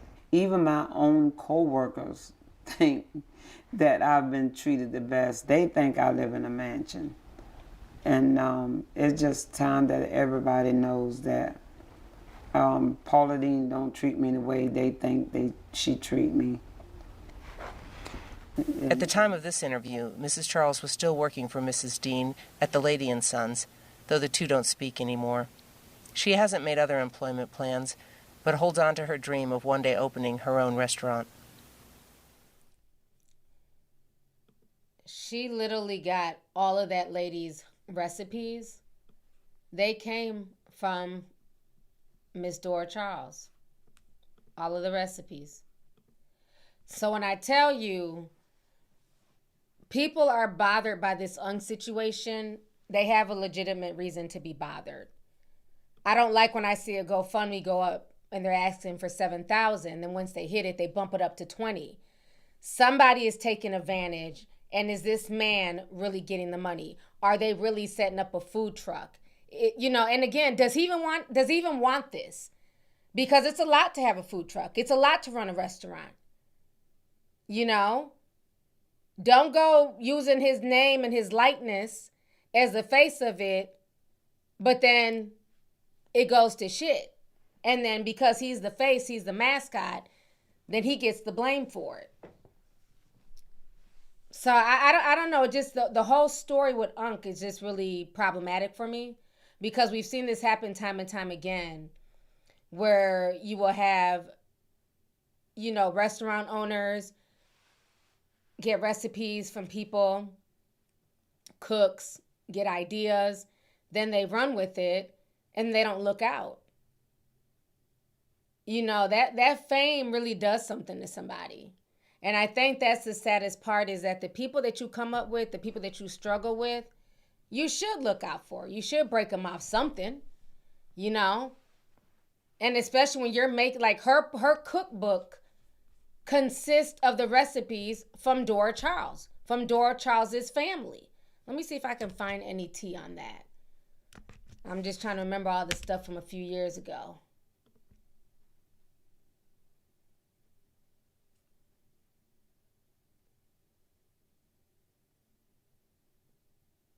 Yeah, here goes some of it here.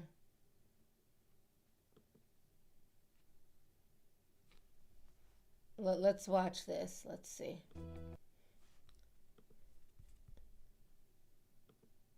Here goes another video.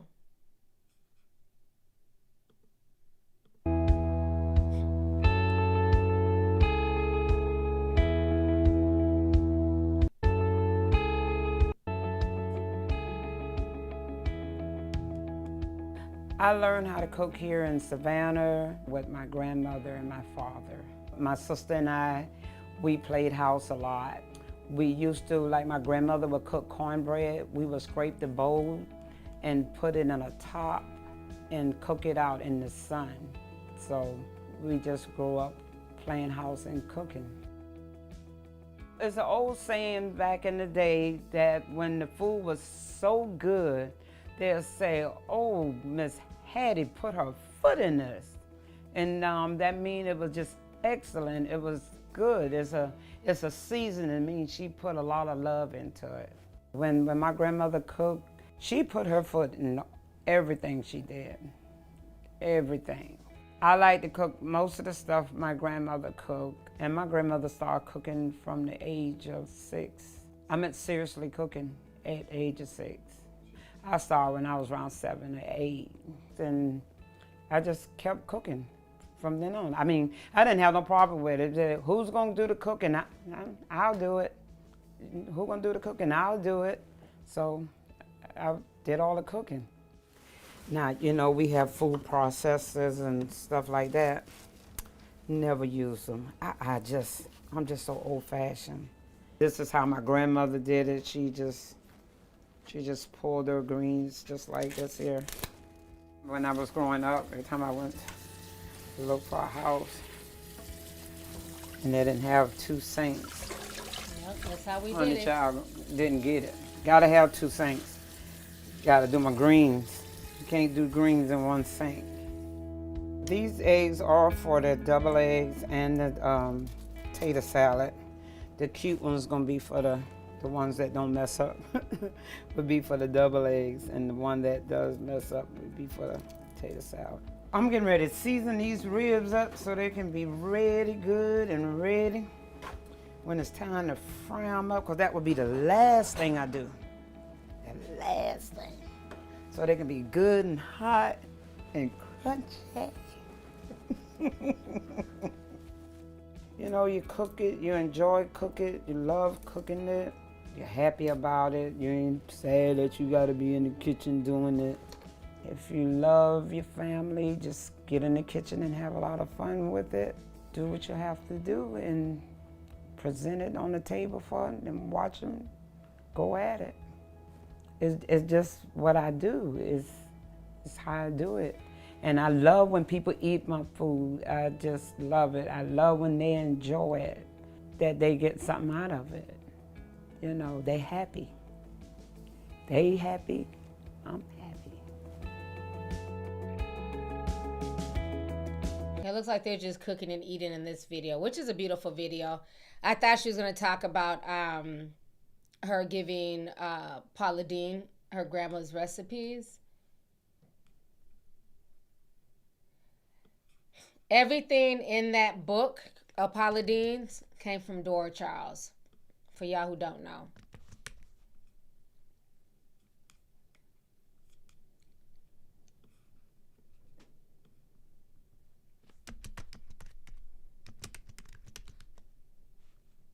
I'm just trying to see if there's another one.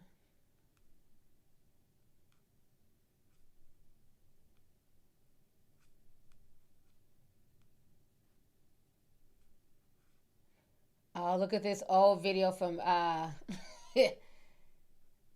few years ago. Netta Jones. And that's what I see when I see the dude from Destination Smokehouse with Unc. It reminds me of Paula Deen with like just different random black women. So before there was a Unc and Nick, there was Paula Deen and Dora. Y'all. Let's look.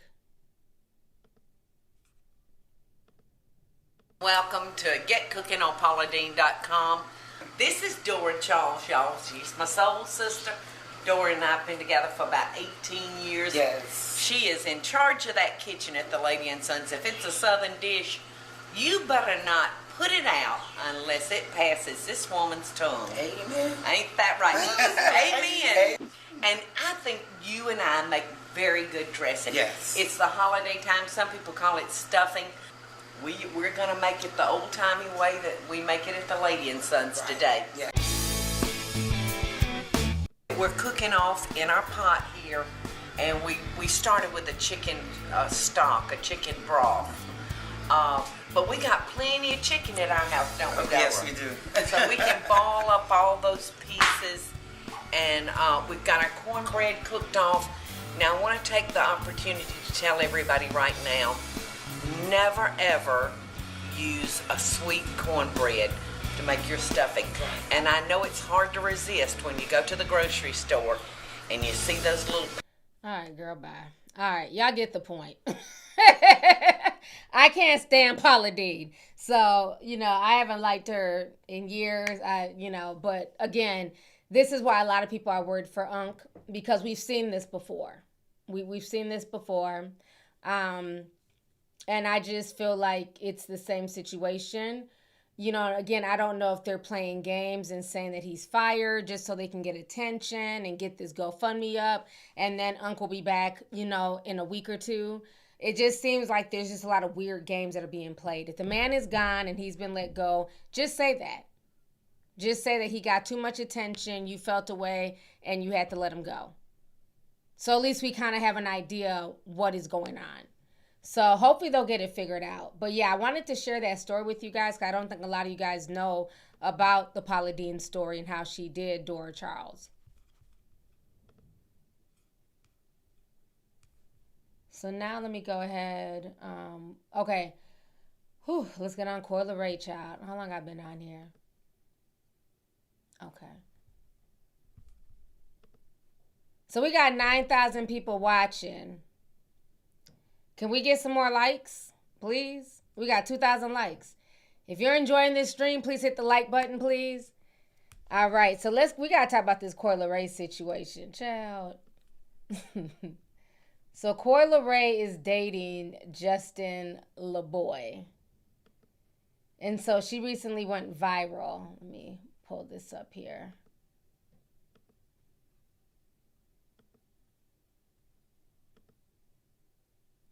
So there's two clips I want to play of Coi and Justin.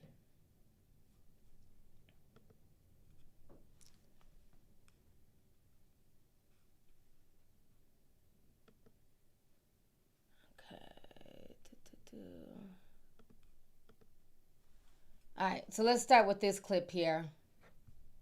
Make sure it's not muted.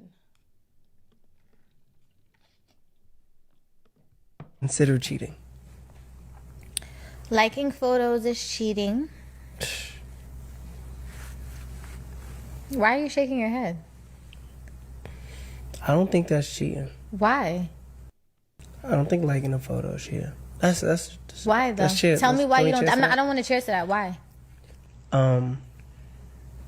Because you could be scrolling on your page and accidentally like a picture. Accidentally double tap, right? You don't have to double tap. If you go like this and it's the like okay, part so of answer, the, so listen. like, so this is the if you go problem. like this, so this is the problem. look. Okay, I need you to comprehend what we're talking about. No, I'm saying, but you could. If you accidentally like something, what are you saying? Liking photos is cheating. You have to. I don't give a if it's on accident. Look, cheating. You can hit the like button by accident. You can hit the cheating button. Any like that you hit on any bitch page is fucking cheating. The fuck? Respectfully. What do you consider cheating? All right, so y'all just heard what Coi Leray had to say. I want y'all to also watch this second clip as well. Let me fix this here. All right. I'll knock you the fuck out. Like, we not doing fucking female motherfucking friends. Respectfully.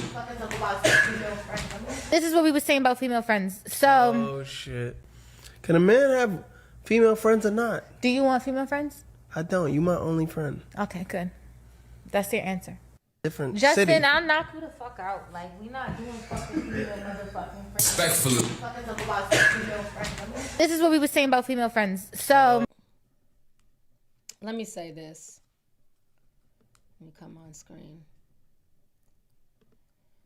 Y'all know I like Coi Leray. I've liked her because she's one of the few in the industry that just has her, her cute little natural body.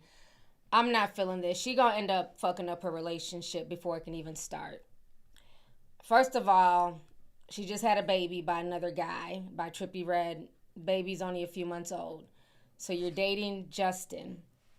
And you're sitting here saying that you're going to put hands on him. Imagine if he would have spoke to her like that. If he would have said, I don't like what you're saying. Don't make me put hands on you. That would have been a red flag all the way around. Nobody would have laughed that off. And then my thing is, what the fuck is she wearing? Why are you getting up in your underwear? So let me get this straight. Because what I'm seeing right now, no, Coi Leray's a rapper. Y'all don't know who Coi Leray is? People in the chat talking about, she a singer? Who's Coi Leray? She's a rapper. My twin and them, my best friend, everything, no new friends. She sings that song. Who these that song. So, this is my issue with what Coi Leray is saying. And what I get tired of is people just making up rules as it suits them. She's saying that if a man likes a woman's picture on social media, that is cheating. Objection. What in the insecure hell is going on here? How is that cheating? Because somebody liked somebody's picture. That's not cheating, okay? And I don't like when people trying to make new rules, new explanations for cheating. There's emotional cheating. There's physical cheating. But simply liking somebody's picture is not cheating. And the thing that bothers me with these celebrities and their double speak is that you can't say that it's cheating when he likes a girl's picture. But Coi, was this you? Is this you not even February 12th? This is what she posted on her Instagram page. Let me go ahead and show y'all this. Hold on. This you? Coi Leray scroll stopping booty. She done had the baby, so she's a little bit thicker. So it's okay for you to take thirst trap pictures with your ass out, titties out, okay?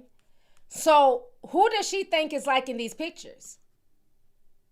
Is she taking these pictures for us as women? Because I'm not liking that shit. She looks good, don't get me wrong. The ass is, you know what I'm saying, assing. But I'm not going to hit like on a picture like that. I'm going to keep scrolling. So who is she doing that for? She's doing that for men. So it's okay for our men, okay, to see your picture on their timeline and hit like. Huh. How does that make sense? So you can dress scantily clad. You can be on a podcast in your underwear. You can take thirst trap pictures. And it's okay for regular girls as men, because that's who's going to like it. It's going to be the average guy, right? It's going to be some regular girl's boyfriend that's going to see like, oh, okay, damn, Coi Leray done got thick. Let me hit her with a like. See, that's acceptable when you're getting the praise and you're getting the likes and you're getting the dopamine hits. But then when another girl posts the same thirst trap pictures and Justin LaBoy hits like, now it's cheating. You see how people talk with a forked tongue? She keeps on playing, she gonna find herself single. One thing I'm not gonna do in a relationship is play mental gymnastics. You're not gonna play mental gymnastics with me. Because you're not gonna have your ass and cooch and titties all over the internet. But then if I happen to like another chick's picture, I'm cheating. She's saying he can't have female friends, and I can get that because the friend thing is tricky. Depending on if you've been with, friends with that female for years, if you just met her, I get that. But are you also going to hold yourself to the same standard? You also can't have no male friends? Because see, what I notice is that a lot of women want certain things done and expect certain things from their man, but they're not willing to live that same thing. The same expectations that they have for their man, they don't have for themselves. And my thing is, if you're in a relationship with Justin, there's no need to be posting pictures like that because you got your man, right? So who are you posting that for? Just like Meg Thee Stallion, she had posted some birthday pictures, and a lot of people in the Shade Room were dragging her, and folks were saying, oh, people are just hating. But I didn't think it was people hating.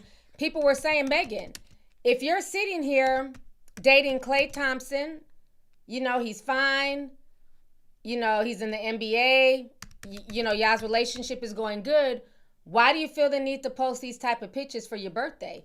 Who are you looking to gain attention from?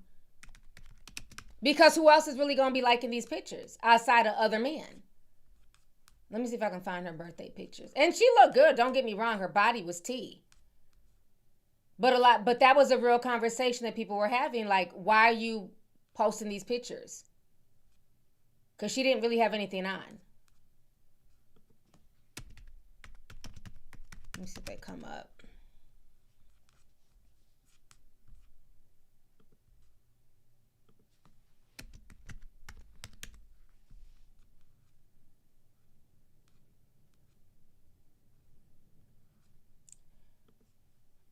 I don't have Threads. I hate Threads. Let me see if it's on here. Okay, here goes some of the pictures. So let's look at her birthday pictures. Because this caused a lot of controversy because everybody's like, okay, well, if you in a happy relationship, what is this about? Who are you looking to get attention from when you got your man? You got your man now.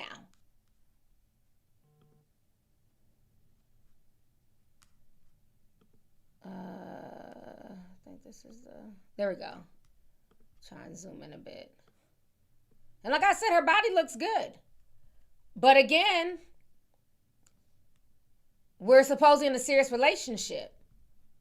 Why do we still need attention from men on the internet? Because that's who this is for. This is not really for females. Her with her ass bent over and her ass cheek spread, that doesn't do anything for me as a heterosexual woman. So who is that for? That's for a man to look at her and be like, oh, I want to hit that from the back. But you got a man though. So do you see how a lot of these women will set expectations for the man, but then they do what they want to do?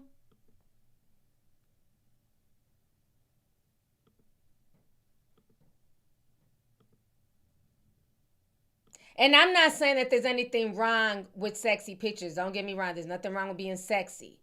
What I'm saying is that this is a whole lot for somebody who's supposedly in a happy, healthy relationship.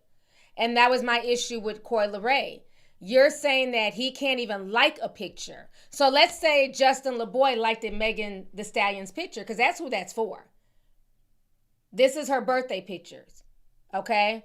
So let's say he's seen those pictures. They're fly, you know, for a man. As a man, if I was a man, I'm going to hit like on her picture. Because why? I see ass and tits, and she looks good. Her body looks good. But Coi Leray is saying that if I do that, I'm cheating. Meanwhile, Coi Leray has pictures of her ass all over Instagram. Make it make sense. You know what I'm saying?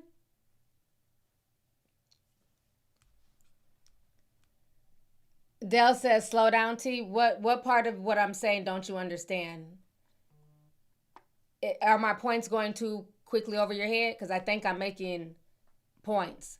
Unless you're talking about the chat. I don't know. The chat is going too fast.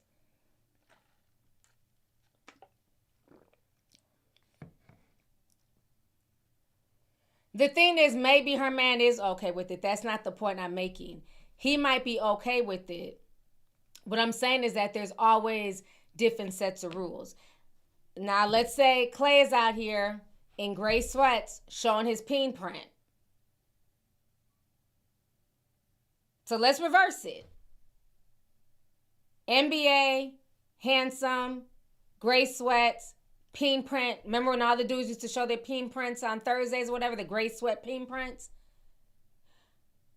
Women would like it, but then you would also have people being like, he's being thirsty. Why is he doing that? You know, that's Meg's man. We don't need to see all that. I thought you get what I'm saying?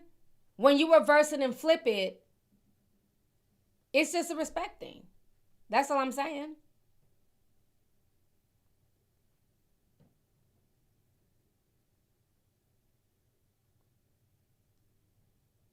Yeah, it's a very double standard. Just like if Justin LeBoy was showing his peen print with his gray sweats, she'd have an issue with that.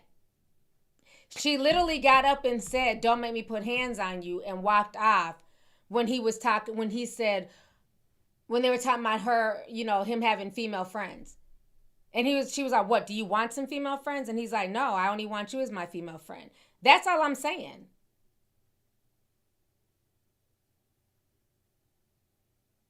Thank you, SW. You know, again, people want to play both sides of the fence. So, of course, they're going to be like, "Oh, you're reaching.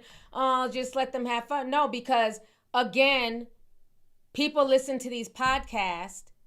They plant seeds and they're setting unrealistic expectations. The same thing you want from your partner, you better not be engaging in.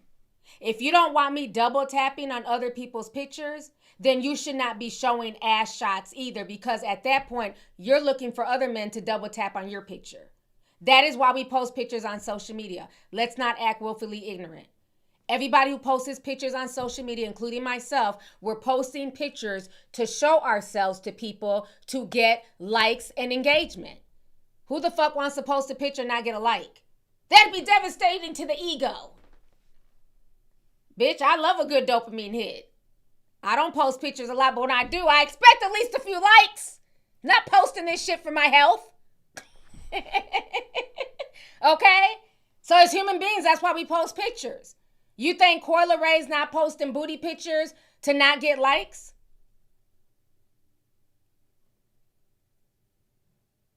All I'm saying is she better chill out. Because the way that, one, they're putting their relationship is too early for them to be on a podcast together. One. And then two, the topics that they're talking about, you don't want to put your whole relationship out there, because what you're doing now, you're allowing people to pick your relationship the hell apart. Coi's coming off very, very insecure. And she's coming off controlling.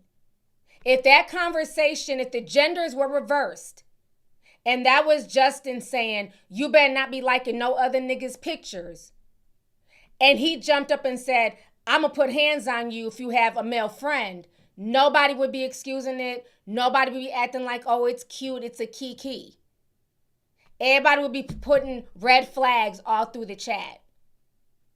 Yeah, I'm not biased here. I keep the same energy. Like I tell you, I don't give a damn. Black, white, gay, straight, male, female. I didn't like her behavior. Very immature. And I don't like the rules for me. No, rules for thee, but not for me. I don't like that. I don't like when dudes do that shit, and I don't like when females do that shit. If those are the rules that she wants to live by, then she has to have respect for him as well. If he can't be out here liking Meg Thee Stallion or anybody who's sexy, their pictures, then she better not be out here posting thirst trap pictures looking for likes her damn self. And that's all I'm saying.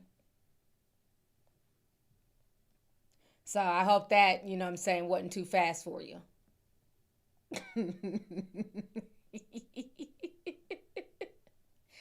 It's the double standards for me. I couldn't believe that.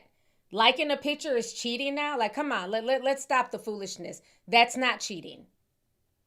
Sliding into somebody's DMs and saying, "What's up? Let me get your phone number. What you on this weekend?" That's different. But simply liking somebody's picture, let's stop the foolishness. We all post things on social media for engagement. We all post pictures and stuff like that to get likes. If that's the case, there'd be no social media. We make videos, we make content to be watched. You're just making videos to get views. Bitch, you damn right. As hard as I work, you damn right I want views. The hell? Who's going to be making content and not want views? Who's going to be posting pictures on Instagram and not want likes?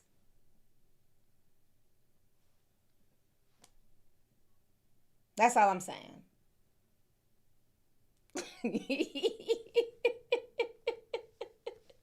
So I just, Minnie says intention matters. Exactly. Now if he's in the comments, saying some thirsty shit like, "Oh man, ooh, Meg, you're so sexy with them long legs. I want to hit you from the back." Now that's a bit much. That's disrespectful. But simply liking a picture, let's not do that. Let's not do that. That came out very controlling, very insecure, very immature. Let's stop. And then the way she talks to him, he sounds like he's like in a verbally abusive relationship. Dude, like, stand up for yourself. Yeah, a bit too much.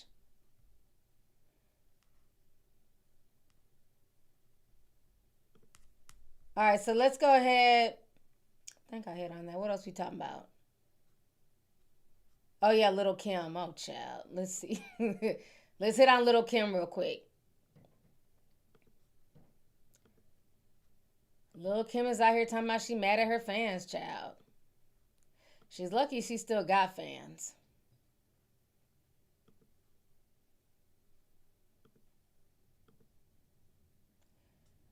Okay.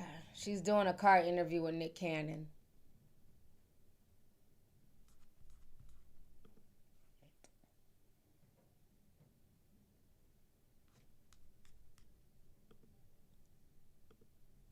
Okay, here it goes. Let me pull it up here.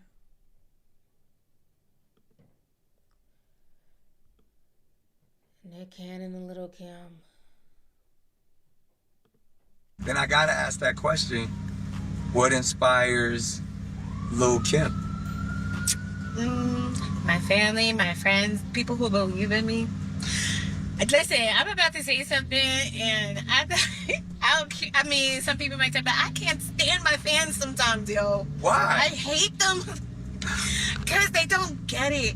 I really feel like some of the, and I'm not talking to all of them, obviously, but like the ones that think they know me, think they control me, think that they know best for me. The fanatics, the stands. Yeah, and the ones that, and then those are the ones that just, I told them, believe it or not, y'all are the reason why we're not where we're supposed to be yet. Oh, wow. Tell me more. They love you, though. They just love you with so much passion and conviction. Yeah. They feel like they so close to you.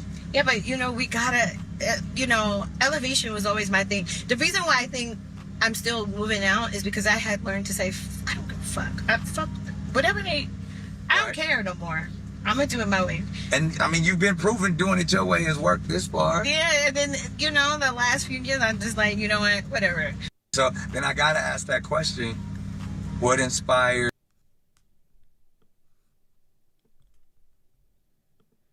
So Little Kim says she hates her fans. I guess they get on her nerves.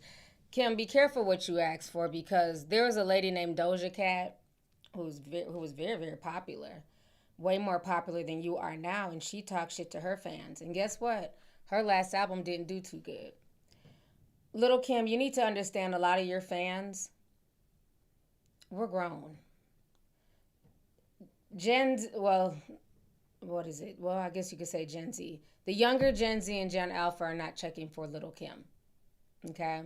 So your fan base, your heyday was in the 90s and the early 2000s. Okay? I still love Little Kim's music, you know, like her old school music and stuff like that. But you got to understand, a lot of your fans are just grown now. They don't care. You know what I mean? Unless we're listening to old school stuff, nobody's really checking for Little Kim's new music like that. So you might want to still like and still respect the fans that you do have, because when you do those shows at like One Fest or, you know, different concerts, the people who come to see you are the 40 plus crowd. I don't know anybody in Gen Alpha talking about Little Kim. I don't even know young Gen Z people like my kids' age who talk about Little Kim.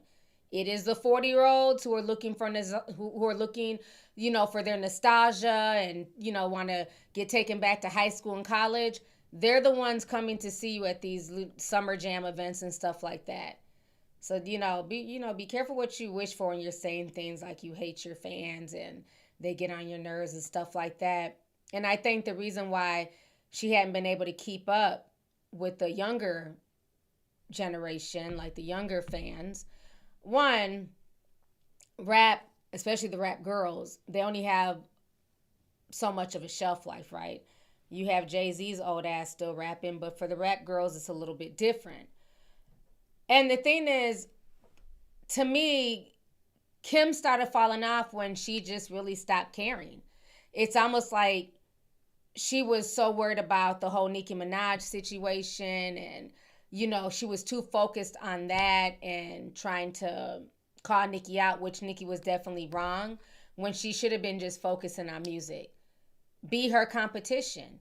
Let her know, like, nah, you're not coming in running shit. I'm still that girl. And I just think that, you know, granted she did have a child, but I just think that little Kim kind of got complacent. I don't want to say lazy. She got complacent. You know, and the fans kind of moved on. So while people were, you know, still waiting for like new music, she wasn't dropping anything. She wasn't really doing anything new like that. So people moved on and started listening to Nicki Minaj. You know? It's just what it is. But that always, like, you know, just cracks me up. Well, I'm not saying that Jay-Z has like a new album, but compared to Lil' Kim, I mean, Jay-Z has dropped something way more recently than Lil' Kim. You know, he's dropped more recent projects. I mean, hell, T.I. is still rapping. T.I. just dropped his last album. Or it's getting ready to come out. He's just been dropping diss tracks so far, but he got his album coming out soon. So what I'm saying is that she just didn't really reinvent herself to where the younger generation would even be checking for her music. And then for her fans who got older, who grew with her, for us, we want to hear something different. I don't want to, because Kim is older than me. I don't want to hear a 50-something-year-old talking about making a Sprite can disappear in her mouth. No, I'm cool. I don't want to hear that from a 50-year-old. Now in her 20s, that was fire, nostalgia. I'm cool with that. But if that's what you're still rapping about in your 50s, you got to get new material. And I think that is a problem with a lot of these rap girls, even with Nicki Minaj. They're not rapping about things, you know what I'm saying, where their age is. Like, okay, you've been talking about, you know, your coochie's so wet and you can get any guy. And okay, we get that. Okay. If you rub on it, everybody gets wet. You're not teaching us anything new. What else? What else do y'all have to talk about besides coochie raps?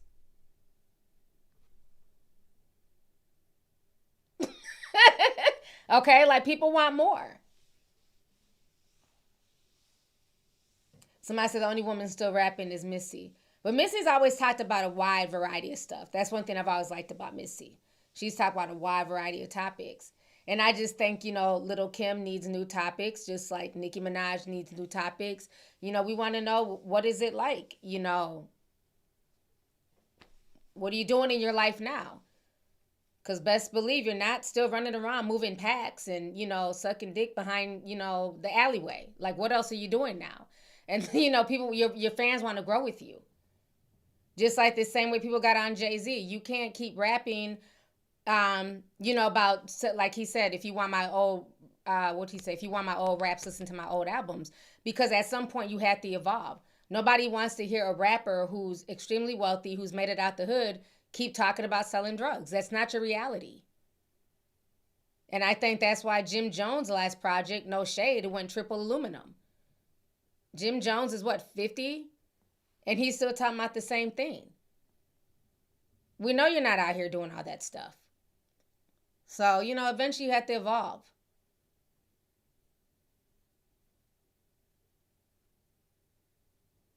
I'm just saying shit. Eventually you do. You gotta evolve. And I just think, like I said, she got very complacent.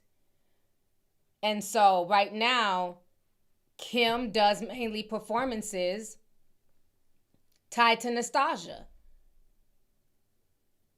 She's doing, you know, summer jams and, you know, One Music Fest, and, you know, she's doing smaller circuits. She's not doing like whole tours. You know, she's usually like attached to like some type of festival, which is fine. It's still a bag to be had, but it's like, don't knock your fans, because you still need them. Okay. The 40 plus, year old crowd, they're your fans. They're the ones who are still spending money. It's not the young kids. The young kids are not checking for anything Lil' Kim. It's the old heads.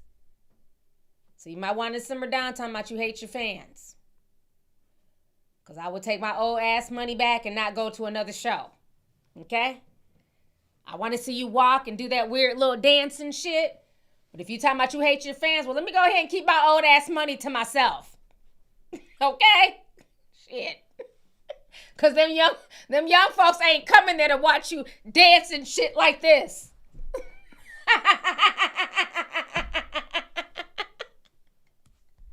Them young folks ain't checking for that shit. It's us old heads. We come to watch you and Mary do that same little, you know what I'm saying, diddy bop. Them young folks ain't checking for that. So, you know, be careful talking shit, because you know us. Shit, we ready to take a nap. We take a nap first, and then we decide if we're going to go out. If you talking shit, I'm going to just roll over and just stay asleep.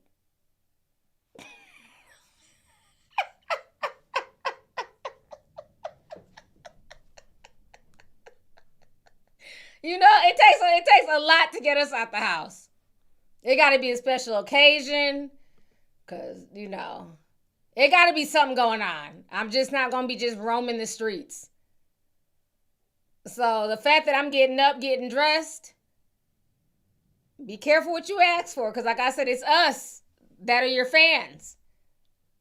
It's not Gen Z and Gen Alpha. They're not coming to see you waddle across the stage, ma'am. Somebody said, do that dance again, T.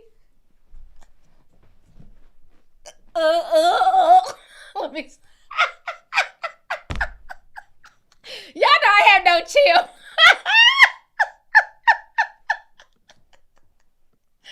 Oh my God, y'all know I have no chill, child. But I'm just saying, you know, people love to just, you know, knock their fans. It's like, damn, what we do? We over here minding our old ass business. Child, I said, not her going in on us 90s fans. Girl, we got you to where you at.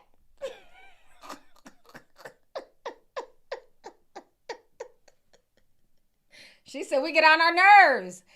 We get on her nerves. So, yeah, I'm going to go ahead and let me just go ahead and just, you know, not go to any more shows since we're getting on your nerves. We seem to mind our business. I don't see how we're getting on your nerves. We're not the ones trolling you.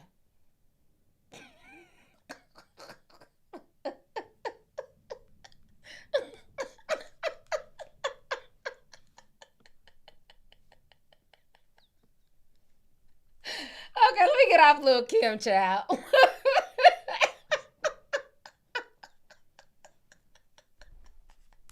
She tried it. I was like, when I heard that, I said, I know she didn't. Girl. With all them damn nostalgia concerts you be having, you need every last fan. Okay?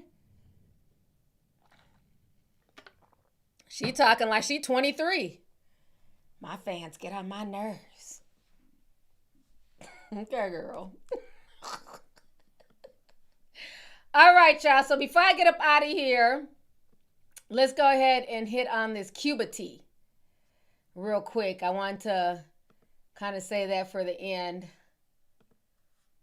So I don't know if y'all know what's going down in Cuba, child, but Cuba is literally collapsing because, you know, we done took Venezuela's oil. We took over their oil, and Venezuela was selling oil to Cuba. And now Trump has said that, you know, we're not giving any oil to Cuba. And he's also said that if any other country sends Cuba oil, that there's going to be tariffs and punishments and all types of stuff. So right now, Cuba is dealing with blackouts, trash everywhere. There's no more oil, you know, gasoline to like gas up the garbage trucks. It is getting dire in Cuba right now. Supposedly, last I heard, Russia was trying to send some oil tankers there to help Cuba out. And one other country I can't think of. But they haven't made it there yet. But it's getting pretty bad for all y'all who don't know. There's also a lot of mess going on in Mexico, too, with the cartels. So it's you know, the world tea is getting crazy. And I got another editor that's going to be working with me. So I'm going to be able to like try and pump out, you know, more content. Because, you know, I'm still trying to pump out the celebrity content, plus do live streams, you know, plus real world news, because people like that as well. So I'm trying to just make it a fair balance. But I know sometimes, you know, on my channel, we have to talk more about real world stuff, especially with everything that was going on here in Minnesota, you know, but I'm kind of back to doing more of the celebrity news, which I've done the past 2 days. But I hired another editor, so hopefully I'll be able to like kind of do a little bit of both more quickly. So we'll see, child. We'll see. So let me go ahead and pull up this video here. It's getting really bad in Cuba right now. I feel really bad for a lot of people who are there.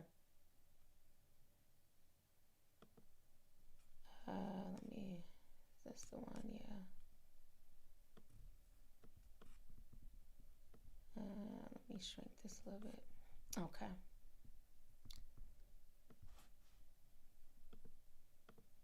Okay. Right now in Cuba, people are living with daily blackout, power outages, food shortages. Millions of people in Cuba are feeling the effects of U.S. sanctions. The U.S. threatened any country that is supplying Cuba oil with sanctions. Up until very recently, Cuba got majority of its oil from its partner Venezuela. As we know, the U.S. did an illegal attack on Venezuela and captured their president and then put somebody who's going to do whatever the U.S. wants in power. So oil shipments to Cuba stopped immediately. And since then, they have felt the effects. Oil helps fuel their power grid in Cuba. So by taking that away, you're taking away essentially their electricity, their power, their ability to feed and protect themselves. The U.S. claims Cuba's government is hostile towards the USA. Now here's where I'm going to give you guys my take on it. This is just what Marco Rubio told you guys is going to happen. He said that he wanted to bring back U.S. imperialism, and he's doing it in 4K right now. History repeats itself. The U.S. comes out, vilifies the government of countries we don't like. And since history repeats itself, we have two options here, guys.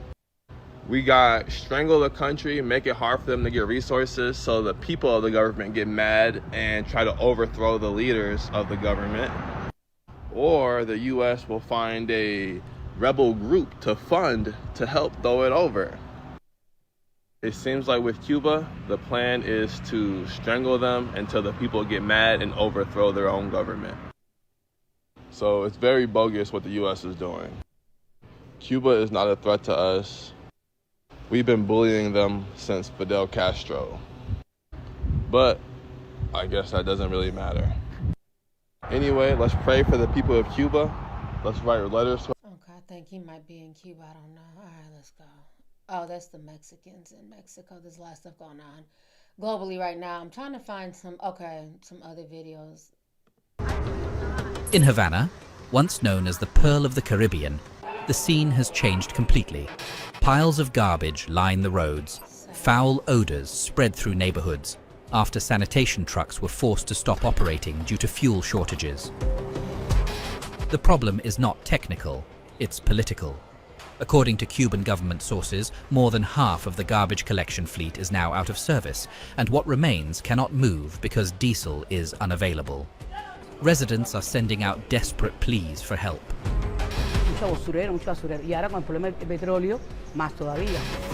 Authorities in Havana place the blame on the United States, describing the situation as a suffocating economic blockade that is preventing oil from reaching the island. Venezuela has halted supplies, and Mexico has pulled back out of fear of US sanctions, leaving Cuba with almost no fuel. And that's not all. Nearly 11 million Cubans are now facing severe shortages of food, medicine, and energy as a humanitarian crisis continues to deepen day by day.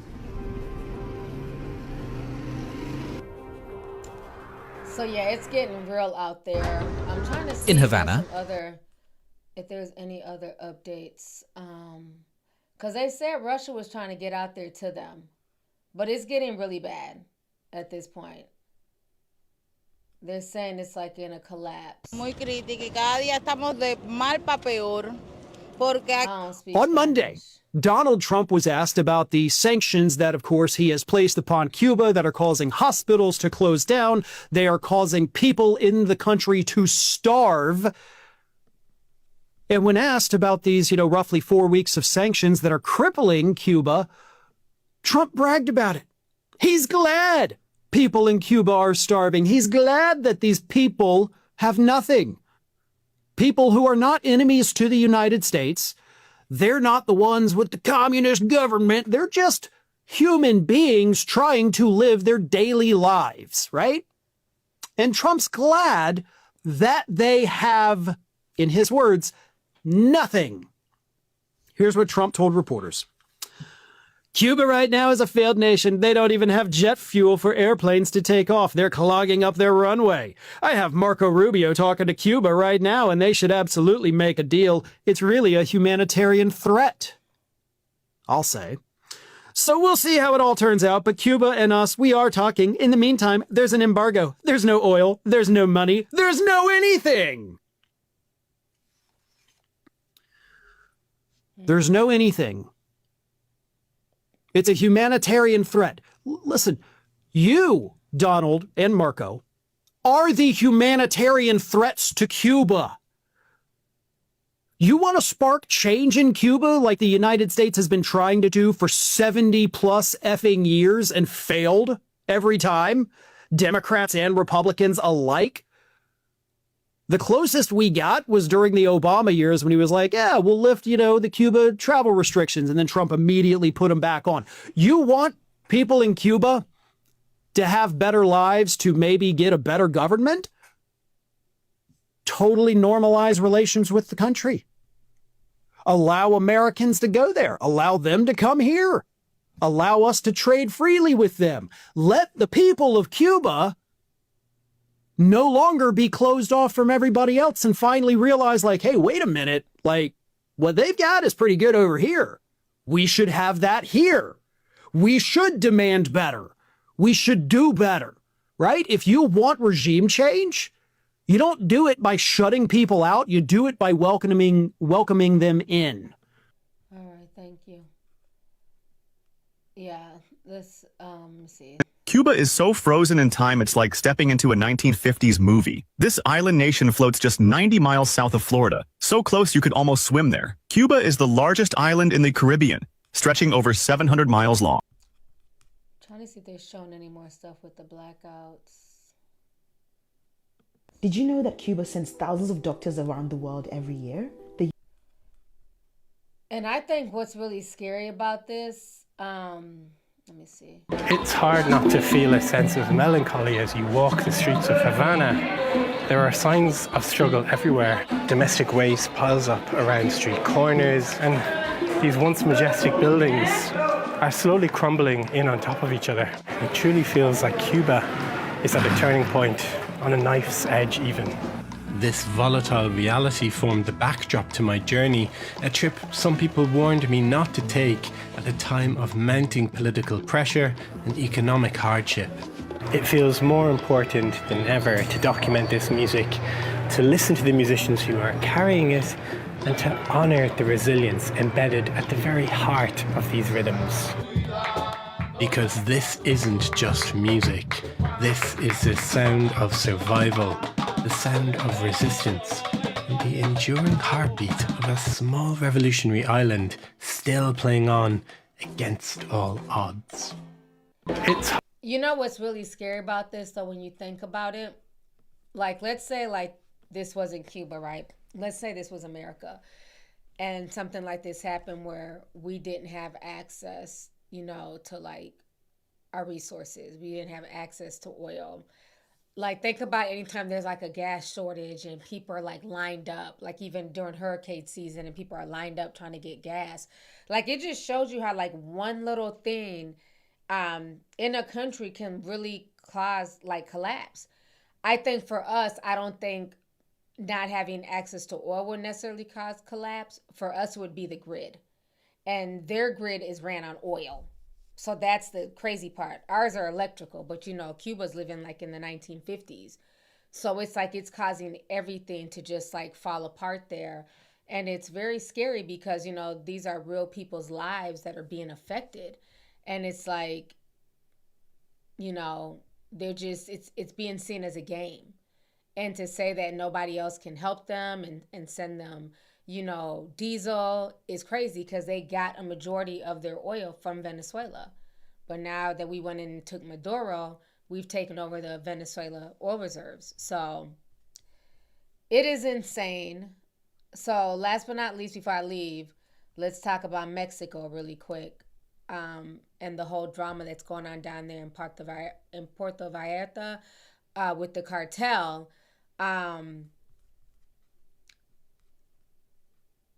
This part of me feels like, I don't want to say stage because that's not the right word, but I feel like there's people who are puppeteering this entire thing. I feel like this is all, there's masterminds behind this whole situation with the cartel, taking out the cartel leader. They got the intelligence from the United States, and Mexico felt pressure to do something because the United States has been on top of them to handle their drug cartels because Americans are getting hooked on fentanyl. The whole thing is crazy. If you guys haven't been on Mexican TikTok or Instagram, I should say, they're showing like all the burnt cars, the vehicles. They're telling people they better not leave their resorts or their homes because right now it's like a shooting spree. Even at the airports, it was so much craziness at the airports the other day, in case you guys didn't see that on social media. Mexico are being told to shelter in place after the leader of that country's most powerful drug cartel was killed over the weekend. His death led to an eruption of violence across several Mexican states, forcing airlines to cancel flights out of the region. Chaos hit the streets of Puerto Vallarta, the Mexican state of Jalisco, and beyond Sunday, as Mexico's most notorious drug cartel fiercely retaliated after soldiers killed their leader, Nemesio Ruben Ascuera Cervantes, widely known as El Mencho. Ascuera Cervantes was wounded during an operation to capture him in Jalisco and died while being flown to Mexico City. The cartel he led has the highest cocaine, heroin, and methamphetamine trafficking capacity in Mexico, according to the U.S. State Department, which had previously offered up to $15 million for his capture. The violence also hit Jalisco's capital, Guadalajara, just a few months before Mexico's second largest city is scheduled to host FIFA World Cup matches. Activamos el código rojo. In response, Jalisco's governor activated a code red security alert, suspending public transit, large events, and school activities as authorities across Mexico race to clear more than 250 roadblocks created by the cartel. We don't know if we're safe. We don't know if they're going to cancel the flight. Olga Medina saw smoke rising over Puerto Vallarta from the airport Sunday. She ultimately did make it home to Houston before airlines grounded flights in and out of the resort town. I feel safe now, but I'm still shaking because I can't believe this has happened to us. Others were not so fortunate. Adrian Moorfield and TJ Perry went to Puerto Vallarta to celebrate Perry's birthday. They were supposed to fly home to Dallas Sunday. Now they're stranded. You're kind of there indefinitely. There were no outgoing flights until Thursday. That does not take into consideration whether or not roads will even be open, the airport will be operating again. Now, it's worth noting that the Trump administration has previously threatened to use the U.S. military to target Mexican drug cartels. And while this specific case was a Mexican operation, it's well known that the American government regularly shares resources and intel with Mexico to counter these cartels. Thousands of Americans in Mexico are being told to shelter. So you guys just saw that. And again, it's not all of Mexico. So, I mean, it's a specific area in Mexico where all of this stuff is happening. In other places in Mexico, they're not dealing with that, but they're definitely hitting up the tourist areas. So the whole thing is very scary because that's where I know a lot of people have gone there for vacation. They said it's beautiful. You know, a lot of people go out there. And so, you know, imagine going for your birthday like those two gentlemen and then you're stuck because there's like this whole cartel war, so it is scary. It's a lot of stuff that's going on. Let me go ahead and read these last few super chats. I'm going to go ahead and get up out of here. I've been on here for over 2 hours. This has been a wonderful stream. Let's see here. Deborah says, Sagittarius are the most selfish lovers on the planet. Damn. Sagittarius men got bad raps. That's crazy. Let's see here. I am Marie Rochelle, set 999, says, hey, T, Memphis native. I'm a Sagittarius, 1218, and my husband is an Aries. We are superior compatibility. Love you. I'm one of your day ones. Thank you so much. I appreciate it. So she's a Sagittarius. Her husband's an Aries. So that's a perfect combination right there. So thank you. Let's see here. Devotion Orange Sim 199 says, I needed this live. Thank you, TNT Sippers. Appreciate you. I hope this live put a smile on your face. I hope you got a chance to just kind of laugh and, at least have a little bit of escapism for a few hours. So thank you so much for watching. Let's see here. The Lucky Kills One sent 999 says, love you, T, looking beautiful as always. I recently turned 30 this past Saturday. Happy Pisces season from your favorite spicy Pisces. Happy belated birthday to you. Thank you so much for the super chat. I hope you had a wonderful, blessed birthday. So thank you. Let's see here. Lulu, what is that? Luludo? Hopefully I said that right. Says, your old hair videos taught my husband how to do and maintain our daughter's hair. Wow. Oh, I was being a NICU mom. She's 14 now. Thank you. Wow. Dang. Thank you so much for letting me know that. I appreciate that.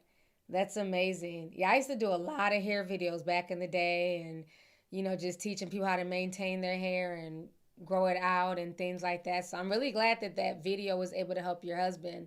So thank you. I appreciate that. Let's see here. Savvy Nikki said 999 says, Boo looks amazing on UT. Thank you so much, sis. I appreciate you. Never have I ever 23 says KFC and Popeyes, heck, all of them stole black people's recipes. I didn't know that. I thought the Colonel Sanders made the KFC recipe himself. I didn't know that. Now the Popeyes, I didn't know anything about that. I'm gonna have to look into that. But I could see that. Hell, Paula Deen could do it. I could see it. Let's see here. Brenda 2000, Sim 499 says, I disagree about Meg. Megan's body is also part of her brand. So her posting sexy pictures is giving, but I agree about Coi. Yeah, I get that. We can agree to disagree. And I do agree that you're right. It is a part of her brand. But I also feel like, when you're in a relationship, there's a way to definitely be sexy without being raunchy over the top. But that's just me. You know what I'm saying? That's just my opinion. Again, Meg can pose and do whatever she wants. But I just kind of thought like some of the poses for me were a bit extreme. Like the ones where she's standing up and looking cute, like I'm here for that. But it was just some of the ones I'm like, okay, well, what's up with the ass cheek spread hitting? Just remind me of somebody hitting it from the back. Maybe I'm just a big old freak. But that's what I looked at when I seen that. I'm like, okay, well. But other than that, I thought, she's beautiful and it's, it's her birthday. But I just thought, to me, some of the poses were a bit over the top for me. Like single Meg makes perfect sense. Meg in a relationship with Clay, I was just kind of like, yeah, that's a bit much. But that's just my opinion, though. But I appreciate you. Thank you for the super chat. But yeah, Coy's just a hypocrite. Full stop. Hypocrite. Let's see here. Makeup by Punity says, we love you, T. Hashtag Nashville. Tell it like it is. Okay, we have a few people here from Nashville. I can't wait to come back. I really want to make a trip back out to Nashville. I had a ball out there. That is like a really fun city. Let's see here. Brihan sent $5. Says the UK is canceling Visa and MasterCard because of how Trump is moving. We will lose trillions by 2027. Oh, I didn't know that. Damn. I did not know that. Yeah. He's putting us in all types of like just crazy situations. Like he just really is. It's insane.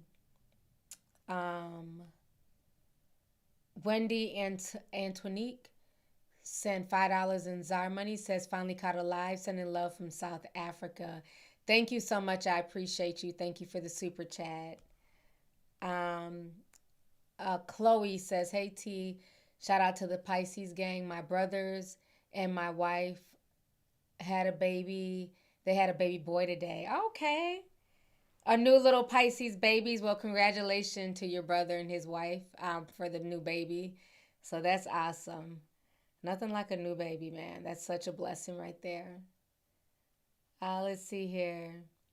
Jennifer 484 sent $10. Says, I turned 40 and I've been watching you for 10 years now. I love your channel. Thank you so much, Jennifer. I appreciate it. And happy birthday to you. Thank you for checking in and, you know, just letting me know that you've been here. You're one of the OGs. So I really, really appreciate you coming through on your birthday and spending some time with me here. So, yeah, man, this has been a good stream. I really enjoyed it. It's like, dang, time just flew by. But I hope you guys enjoyed it. I hope you guys got a lot from the country music Illuminati tea. Like I said, when you get a chance, you know, if y'all want, go down that rabbit hole. People are really starting to wake up and understanding like how music is being infiltrated. You know, we've been saying this for a while, but now people are seeing that, you know, it's not just hip hop. It's not just industry plants in hip hop and pop, but it's also in country. And I do feel like now with all this information that's come out, that Jelly Roll is definitely an industry plant, him and Bunny XO. So on that note, everybody, have a good night. Thank you guys so much for staying up with me and coming to the stream. It was good seeing everybody.